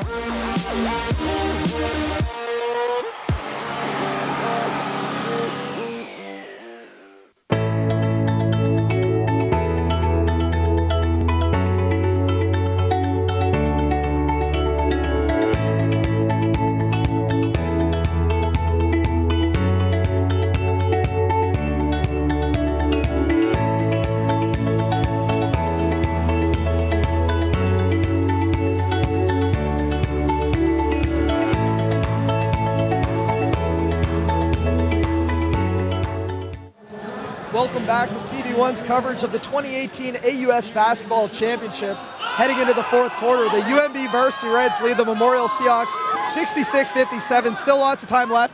I'm joined here by some excited Seahawks fans, some women's basketball players. But clearly they're excited. And you know, we've talked a lot about UNB's trio of Australians. Well, the Seahawks have their own Australian. It's guard Sammy Deacon-Sharp. Sammy, as an Australian, I got to ask, what do you think about this atmosphere at the Canadian version of March Madness here at the Scotiabank Centre? Well, it's great, you know, like getting to play on a court like this, in front of a crowd like this. you know, it's not an opportunity that everyone gets to have, and it's even better getting to cheer on the guys in the crowd. Absolutely. Well, you see here the Seahawks fans, they're cheering on. 9-point game, still 10 minutes to go. I'm going to send it back to Peter and Adam in the booth. Guys. Thank you very much, Alan. Let's show you the numbers. Yeah, that looked like a thirsty Seahawks student squad there as well. Anyway, Seahawks, hey, I tell you, the only reason they're in this is because they're hitting a lot of shots. 46.5%, 20 of 43. UNB has 22 more shots in the ball game than Monday. So that'll tell you a lot. They're making some but not getting a lot of shots. They're going to have to up their production here in the fourth. So here we go. Fourth quarter action. UNB trying to put the nail in the coffin of Memorial. Memorial trying to fight back. Leotard, no good. And Parnsalu, he's fouled by Legier. So let's check this out here again. There's been a theme here. So missed shot. They get it in the hands of Parnsalu. Great block out there, and Legier just ties him up. So this guy's working hard. He's going in there in the paint amongst the trees, getting rebounds. Great work by Parnsalu here. 9 boards, 15 points. Big difference from last night, although he did get that big bucket at the end to secure the victory for Memorial. Parnsalu for 3. No good. Masters. And Parnsalu with the foul as he lowers his head in dejection. Well, it is a little bit dejecting. If they hit that, it's a 2-possession ball game. Yeah. It misses. Masters comes down and says, "You're going to foul me or I'm going by you." And then it just, that's the sort of stuff star players do. They just say, "Hey, we're still here," and puts this thing away. So scoring this possession would be huge for UNB. 66-57 for the Varsity Reds. And that's the charge against, who's it against here? It's against number 1, Leotard. Yeah, just put his head down, tried to make something happen. So you'd be leaving the door open yet again, so they don't get that stop score. And for Leotard, that's his 4th of the game, so he's got to come out. But they just bring in more shooting with Spurl. It's relentless when UNB makes subs. Foul trouble's not really an issue for these guys, including Masters, which they proved in the second quarter. They scored without him. Yeah, he sat down for quite a bit. You wouldn't want to make a regular practice of that, but when you got capable guys, they pull you through an AUS Semi Final in a situation like that. That's why you recruit deep. Javon Gale comes out of the game for the Varsity Reds. Here's Barker.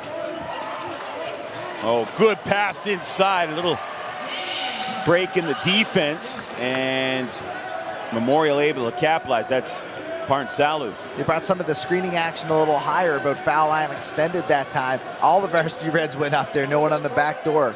Good slip there for Parnsalu. Spurl.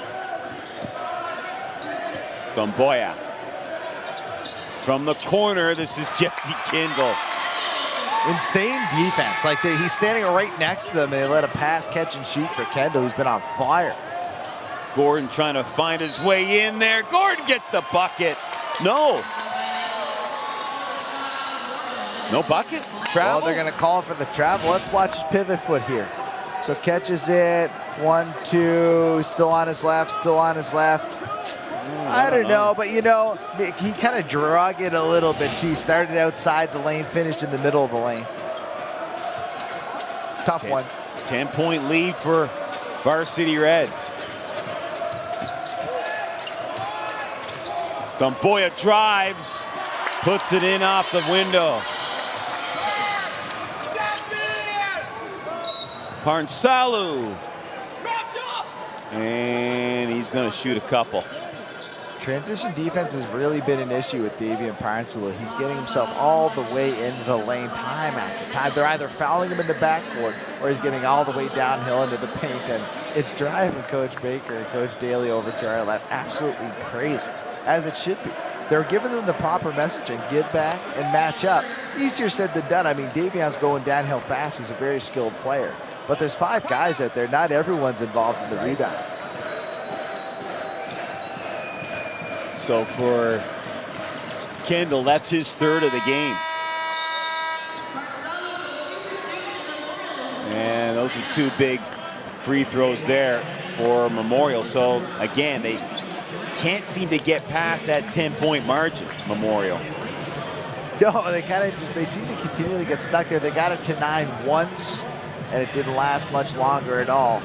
And it's because of the important defensive principles that UNB is preaching. So when Munn gets a couple buckets, they typically are making some adjustments, whether it's a matchup change or a quick sub, whatever it might be.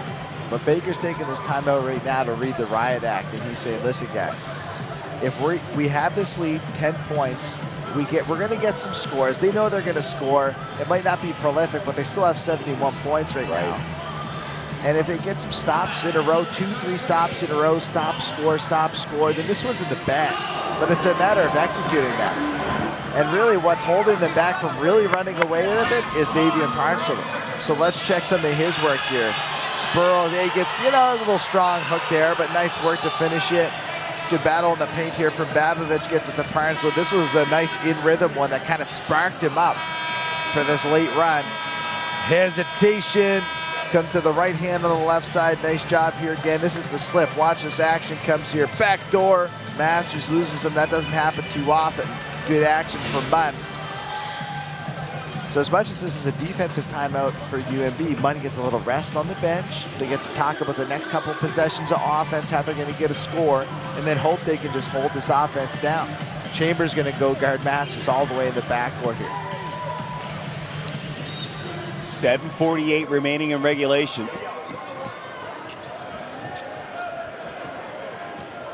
Masters will handle it. Legier. Dumboya back to Legier. No room on that baseline.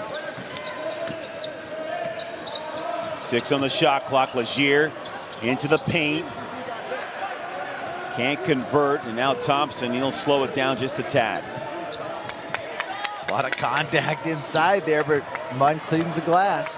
Look at Parnsalo. He continues to work. He wanted the foul there. He felt he was touched by that UNB player. Well, Masters was moving his feet, but that's just a better finish for Davion. He's on fire. Masters, as he can't get around Chambers. So Parnsley has 21 points now.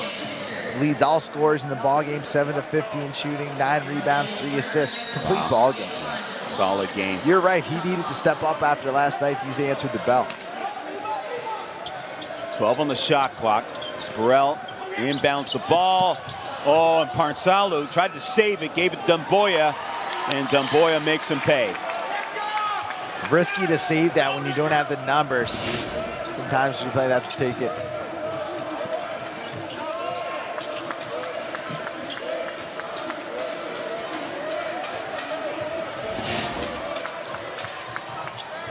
Back to live action. Barker tried a shot there, missed it on the baseline. Dumboya kicks it out, and Dumboya, he's gonna get called for a charge. No, they called the block on that one. No, he did. He called the. Oh, okay. Let's check it out. Here it comes, full head of steam. What do you think? It's a tough one because he doesn't fall. That's, part of what you're looking for. Does he take it in the chest and the numbers, and does he fall straight back? But part of it too is, did the defense do anything wrong? He's in the spot there. Clearly out of control offense. Would have been easy to ring that up for an offensive foul, but a tough call. Pitcher. Spurl, Kendall, they whip it around on the perimeter. Masters over top of Chambers, too much, and then the follow-up by number 12, Dan Pitcher. Been very impressed with Pitcher in this one. Gordon, circus shot, no good. Manuel is there. He gets it ripped out of his hands. Tell you, that last miss from Javon Masters that they got the second chance point is so frustrating if you're a Seahawks fan. Chambers makes him into a tough shot, and then you don't get that rebound. 6 minutes left, AUS Semi Final. It's time to strap up. Parnsalu, and they're going to call him for travel. Parnsley doesn't like it. Let's check out the footwork. He's going to go baseline into a crowd. Little hesitations. Help defense was there. Nice job by Demboya.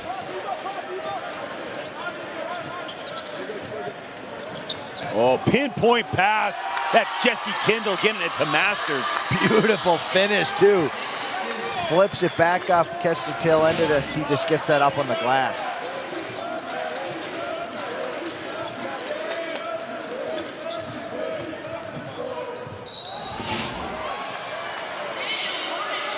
And a big and one on the block at the other end. Masters tries to take another charge.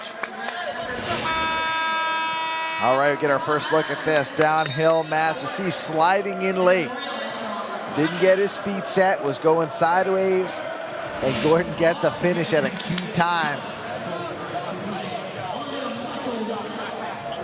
But the score still feels a little bit away from the Seahawks at 77-65. A mountain to climb for this Seahawks team, and boy, they left it all on the line last night in that upset victory against St. Mary's, and I just get the sense they don't have anything left in the tank here. No, they didn't get any of those three-point shots up. Other than that Parnsley three we saw in the highlight pack earlier, they're 1 of 8 from 3. Meanwhile, UNB is getting a ton of threes, up 6 of 28. You know, Coach Baker said he didn't want to do that. It's tough sometimes when you're open to pass those things up. But the biggest thing is the efficiency. UNB up to 43% shooting over the whole weekend, or the whole game, I should say, on 74 shots. So they're just, you know, like I said, still 25 more shots than Mudd, and that gets it done. Higher efficiency, higher work rate, usually equals success. Okay, let's tell you about tomorrow at 1 o'clock Atlantic time. We'll have the women's championship game as the UPI Panthers, they upset Cape Breton this afternoon. A very exciting game, and they'll take on one of the top teams in the nation, the Acadia Axemen. And UPEI, they'll have their work cut out for them in that game. Paloma Anderson, Miss McDonald will be in that contest as well. One of the great outside shooters in the women's game in this conference. So that should be a good one. 1 o'clock tomorrow afternoon right here on TV1. So we'll settle in for some Dan Gordon free throw here on the and one opportunity. They're going to have to take some chances now. If they thought they were trying to get turnovers before, they have to absolutely go for broke. So they got to press? Yeah, and you know, if you get a couple of in-rhythm threes, you got to get them down. I know they're not necessarily a three-point elite team, but if you can run some guys off of a couple screens, see what you can make happen, you're going to need a couple of big shots here if you're going to get all the way back. When I mean press, I mean, now, do you trap these guys now on a steady basis? You know, you might not have the legs to necessarily do that. Yeah. Normally, you would say, yeah, you're going to have to turn it up. I'm sure they'll bring some sort of pressure, but in this half-court stuff is where you got to step up and really guard the ball. Dumboya's shot no good. There's Kendall. He's been a force in this game. 5 on the shot clock. Masters right down the lane. Can't make it. Manuel and Dumboya, they get in a tug-of-war. Well, Dumboya comes right in over the top of Manuel. So I think he's going to get called from the foul. Watch him flying in here over the top. He's got him wrapped around the neck a little bit. Manuel smartly doesn't like it. Dumboya's got to give that up. Come on now. Dumboya looked like he was going to use a WWE throwdown, what's he going to do? Manuel, yeah. What's he going to do? You know, at this point, if he gets thrown out of this ball game, you know, then like he's been a key piece to this run. Right. So you got to keep your head. I know a lot of it's for show. You don't want a guy to push you in. You're not going to respond. Young men out there, I get all that. Meanwhile, there's a discussion here. They were in between. One official might have signaled jump ball. I know there's a foul call running in before the scuffle, so we'll see what they come out with here. Officials have a conference, try to sort things out. And just behind the officials, Coach Baker passing out some instructions to his team here with 4:49 remaining. Well, it's a big possession. If you're Mudd, you need every possession possible. So it's going to be on Dumboya, and not only is it on Dumboya, it's the 15th foul for the Varsity Reds. So referee wants to talk to both Coach Baker and Coach Benoit explain things. It's always those fun moments as a referee. Great look at Matt Boyle here. He's coming in here saying, listen, someone's going to come away from this unhappy. Yeah, so they're going to get both guys for being kind of clowns, give them both an unsportsmanlike foul, and then there's the rebounding foul on Dumboya. But what hurts about that, when you take an unsportsmanlike foul now, it counts towards your player foul count. So, I mean, when you look at this, and it's all cool to kind of defend your ground, defend your pride and your ego and all this stuff, but then next thing you know, you have to leave the ball game because you have 5 fouls because you got in a scrum. What's the good of that? So hopefully cooler heads will prevail here as referees over at the bench trying to sort things out with the scorers table.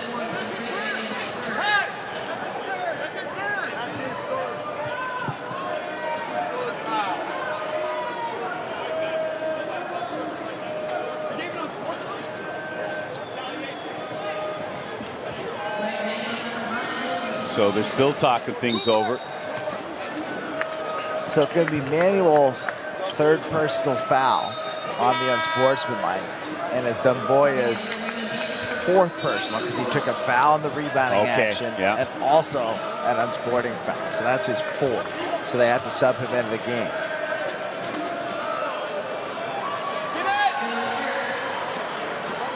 Manuel knocks down the first one.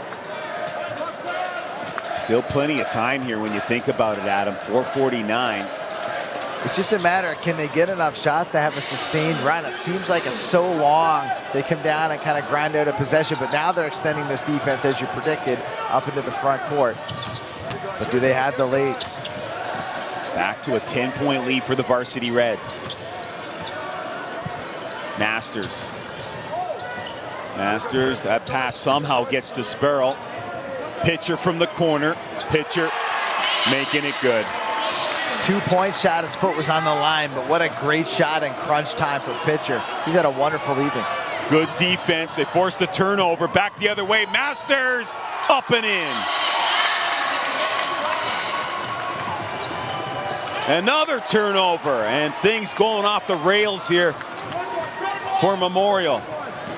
Inside for Wilkes. He gets a bucket. Nice stretch here for UNB as they're trying to knock down that final nail in the coffin of Memorial. Masters trying to get the crowd all pumped up. Great ball movement. Spurl didn't force the 3. Got it inside to the big man. Patience and execution.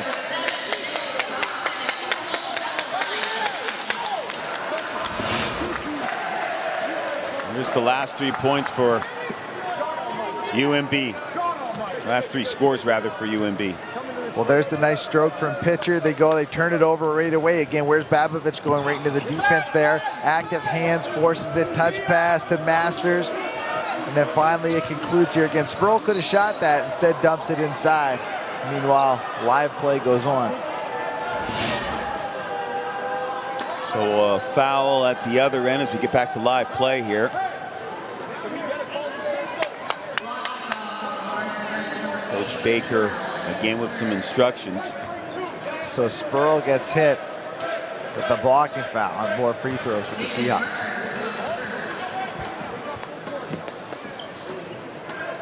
So Barker at the line.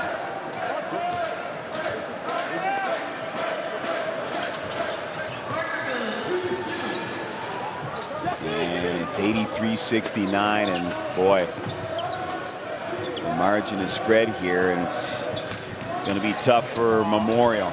Well, the Seahawks, they were the team that needed the run, and the V-Reds went on the run, so that almost puts it in the dagger. Wow. And Coach Baker's still working the referees.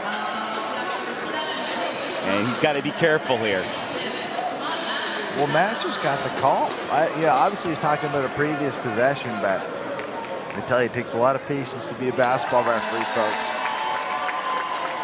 For any people who think they want to go out there and And be a referee? And you know, well, all I'm saying is before you say terrible call this and that and write into your local MLA about the calls out there, try strapping on the whistle. Yeah, I mean, it's a tough job. You got to have some intestinal fortitude to be a referee in any sport.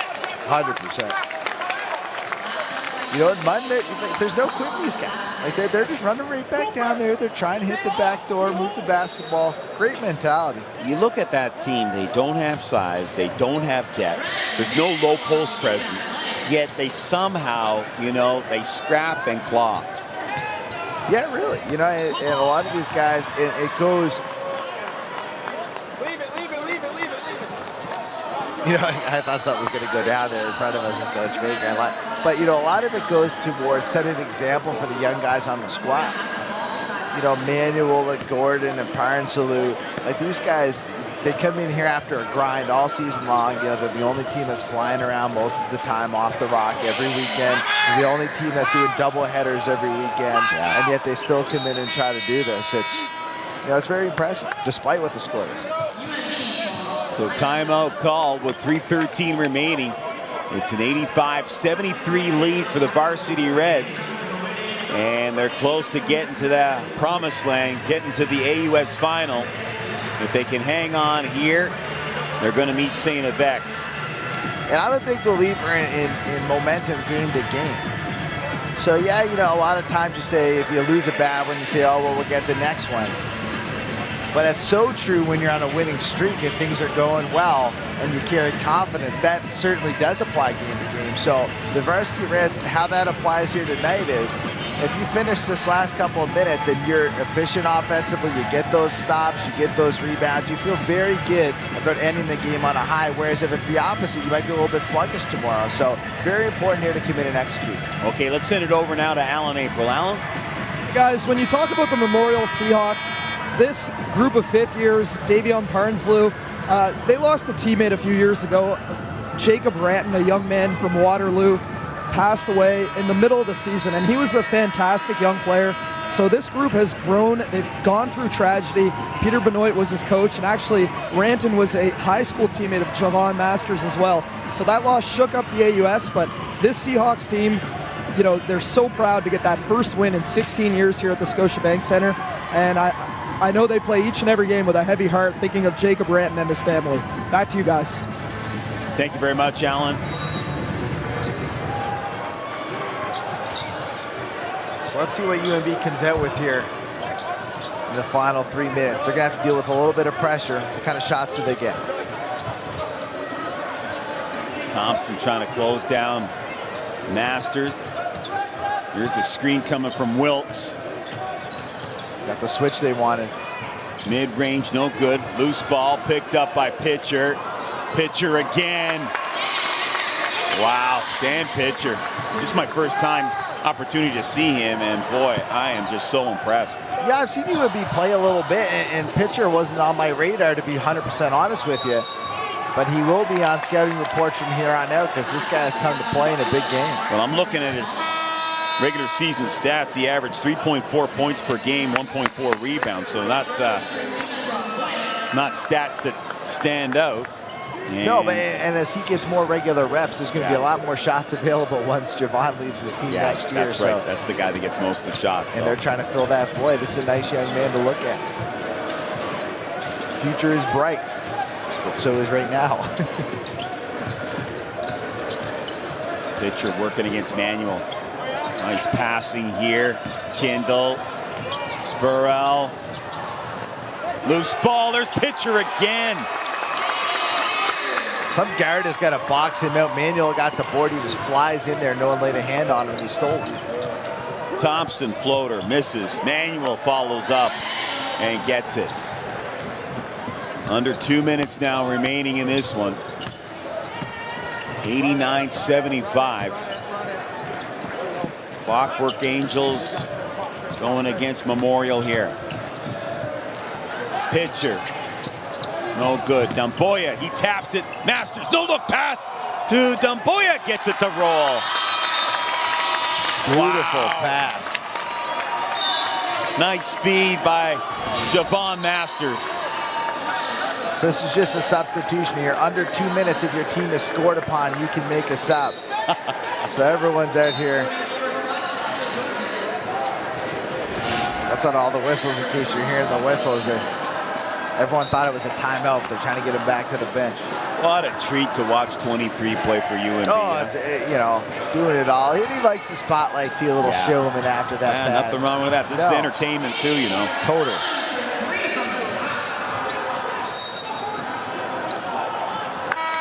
I know the old school guys don't like it. I don't mind it. As long as you're not, you know, rubbing it in the face of the opponent. There's a time and place. Yeah, you know, that's right. And you're just running up the floor a little bit. That's not so bad. Gordon puts it up, sinks it.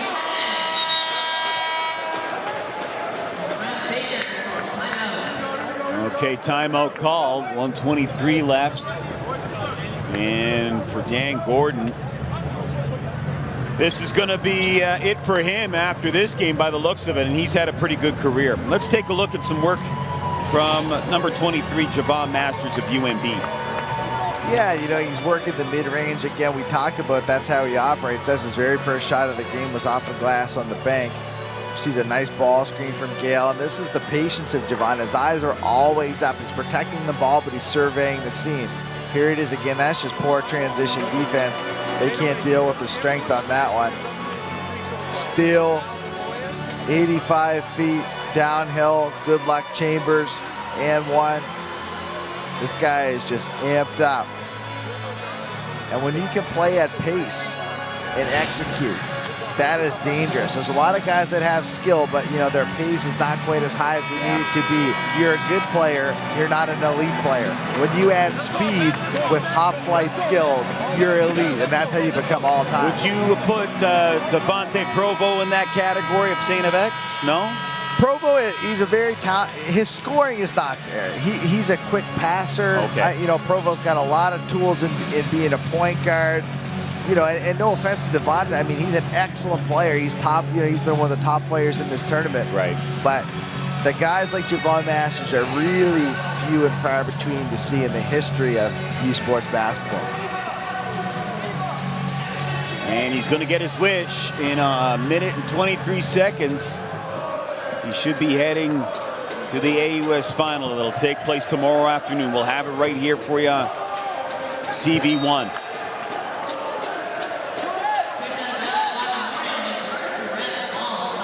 Maybe Parnsley better be careful here.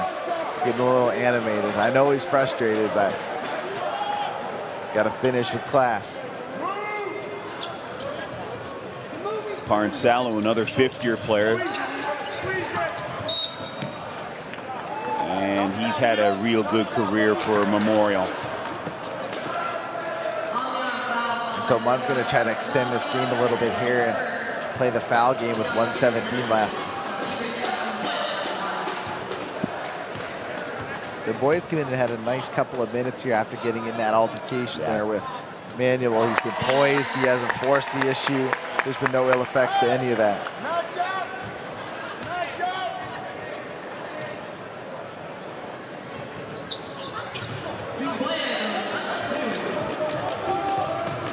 Parnsalo still wanting to push it for three. Makes that one. Now here comes the trap. And Masters he escapes it. And is fouled there. The lead athlete. I had a chance to talk to him earlier in the season. Boy, so impressed with him as a person as well. Great role model. He's done a lot of Fredericton in the community. He's really focused on becoming a better man, not only a better student or an athlete. He's had a great relationship with Coach Baker and the coaching staff as well. They talk a lot about that across the board there, the University of New Brunswick Varsity Reds program. And, you know, I'm just thinking about that little spin out of the trap. A lot of guys do that. We say, oh, they're advancing the ball up the court. Javon Masters does it. You go, whoa, that's pretty cool. Yeah. So it's when the simple plays look top flight and elite that these same words just keep popping to mind and keep rolling off my tongue. So Manuel will come in.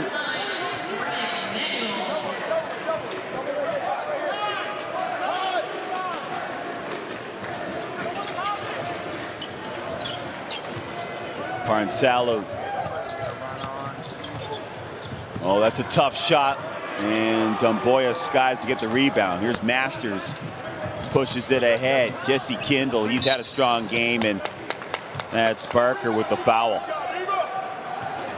Well, we could be here for a while. 10-point stretch, and you got to exhaust all the options. Yeah. UNB misses a couple, you hit a couple threes. Parnsley just knocked one down, but. And it's the magic number again, 10. Yeah. And you wouldn't think that the Seahawks are a team that have scored 83 points by the feel of this, but they've just kind of stayed and grinded. And I like, you watch a lot of NBA, you pick up some of these things they talk about, but Jack Armstrong on the Raptors broadcast, he talks a lot about hitting singles and doubles, and your stats add up. That's what Munn's done tonight. A lot of twos, a lot of layups, a free throw here or there, and you get 83 points. It's not enough. You need a couple home runs in the game, really, if you're going to win in the playoffs. But they've mastered that part of it. They need that one star to come into the program and kind of take it to the next level. Vasily Churchic was that guy in the past for Munn. He could have a 30-point game any single night. So they don't have that at the moment. But, hey, this program is there. They're established at the playoffs most years now. And Coach Benoit's doing a heck of a job. Churchic, he was a real good player. I saw him a couple of times, and, boy, solid. And, yeah, that's the type of guy that they need, right? Yeah, no, and it doesn't come right away. Yeah. You get him in, you build him up over the years.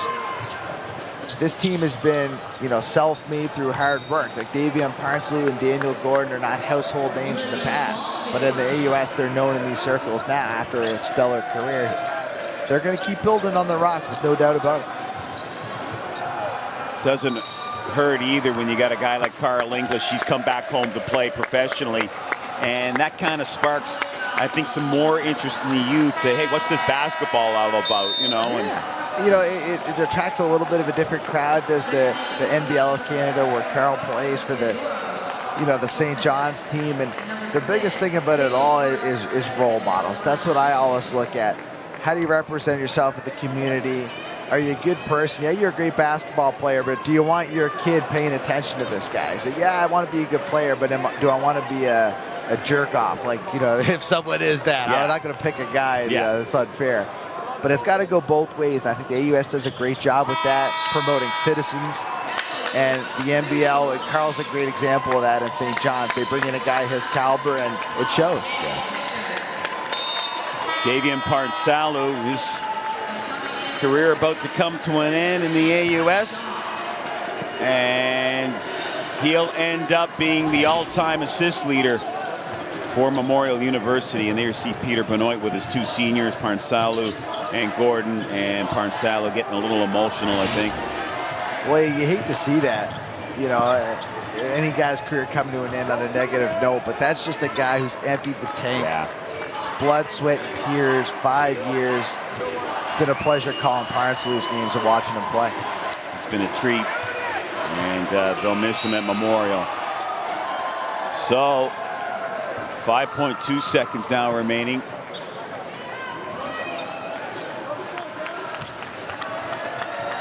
Manuel will jack up a shot, misses it, and that's going to do it.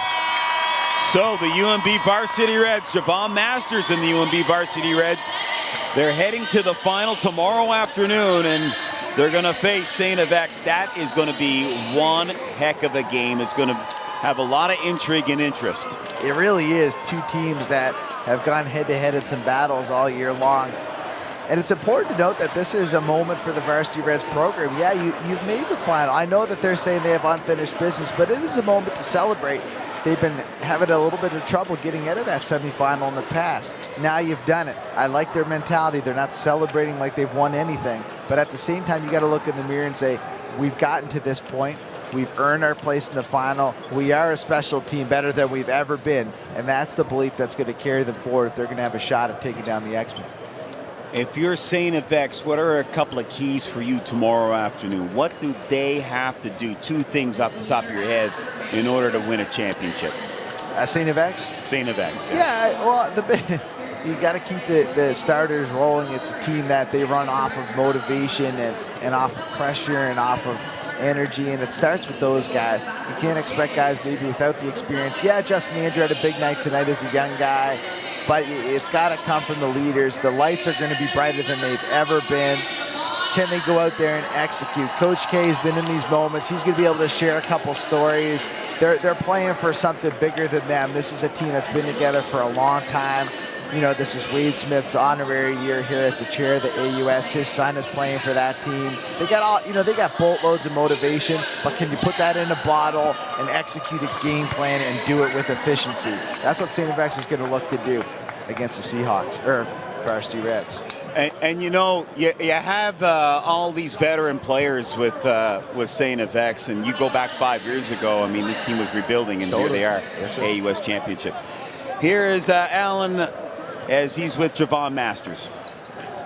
Thanks, guys. Javon, I know you've heard it a lot over the last couple of years. Javon Masters, he's great, but can he win in March? You finally got that first March win. How do you feel? Feels great. I mean, it was a whole team effort. I mean, everyone 1 through 12, everyone stepped up. Our coaching staff and coach came up with a great game plan. All credit to Mon. Those guys really battled us, pushed us to the brink. I mean, Davion and Daniel Gordon, they had hell of a careers, and it was great playing against them. I mean, it sucks that one team had to lose, but I'm just happy enough that we were able to execute down the stretch to win the game. You talk about a team effort. Your team, 11 of 12 players scored 53 points off the bench. One player specifically, Daniel Pitcher, a first-year guard, 15 points. Talk about his play and the play of the bench in general tonight. It was phenomenal, man. I mean, those guys, I mean, the last past week of practice, they were really giving it to us, like the bench starters. So we knew that even if we subbed, we knew those guys were all going to be ready, from Hess to Dan tonight. I mean, he stepped up when we needed him.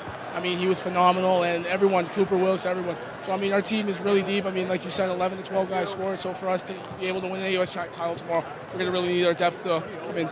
And you mentioned tomorrow, win or lose, it'll be your last game in the AUS.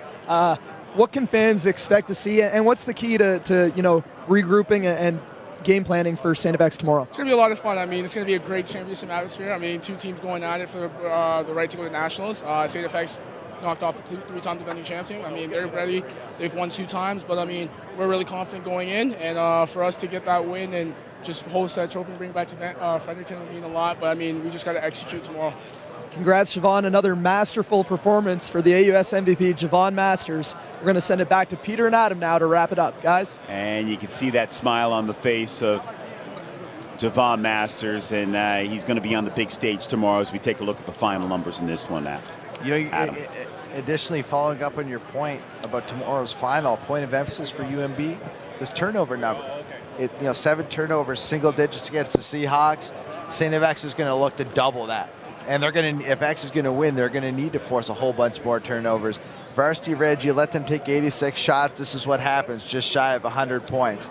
So can the Varsity Reds control the basketball against a stronger defensive team? We'll see, but it's going to be a battle.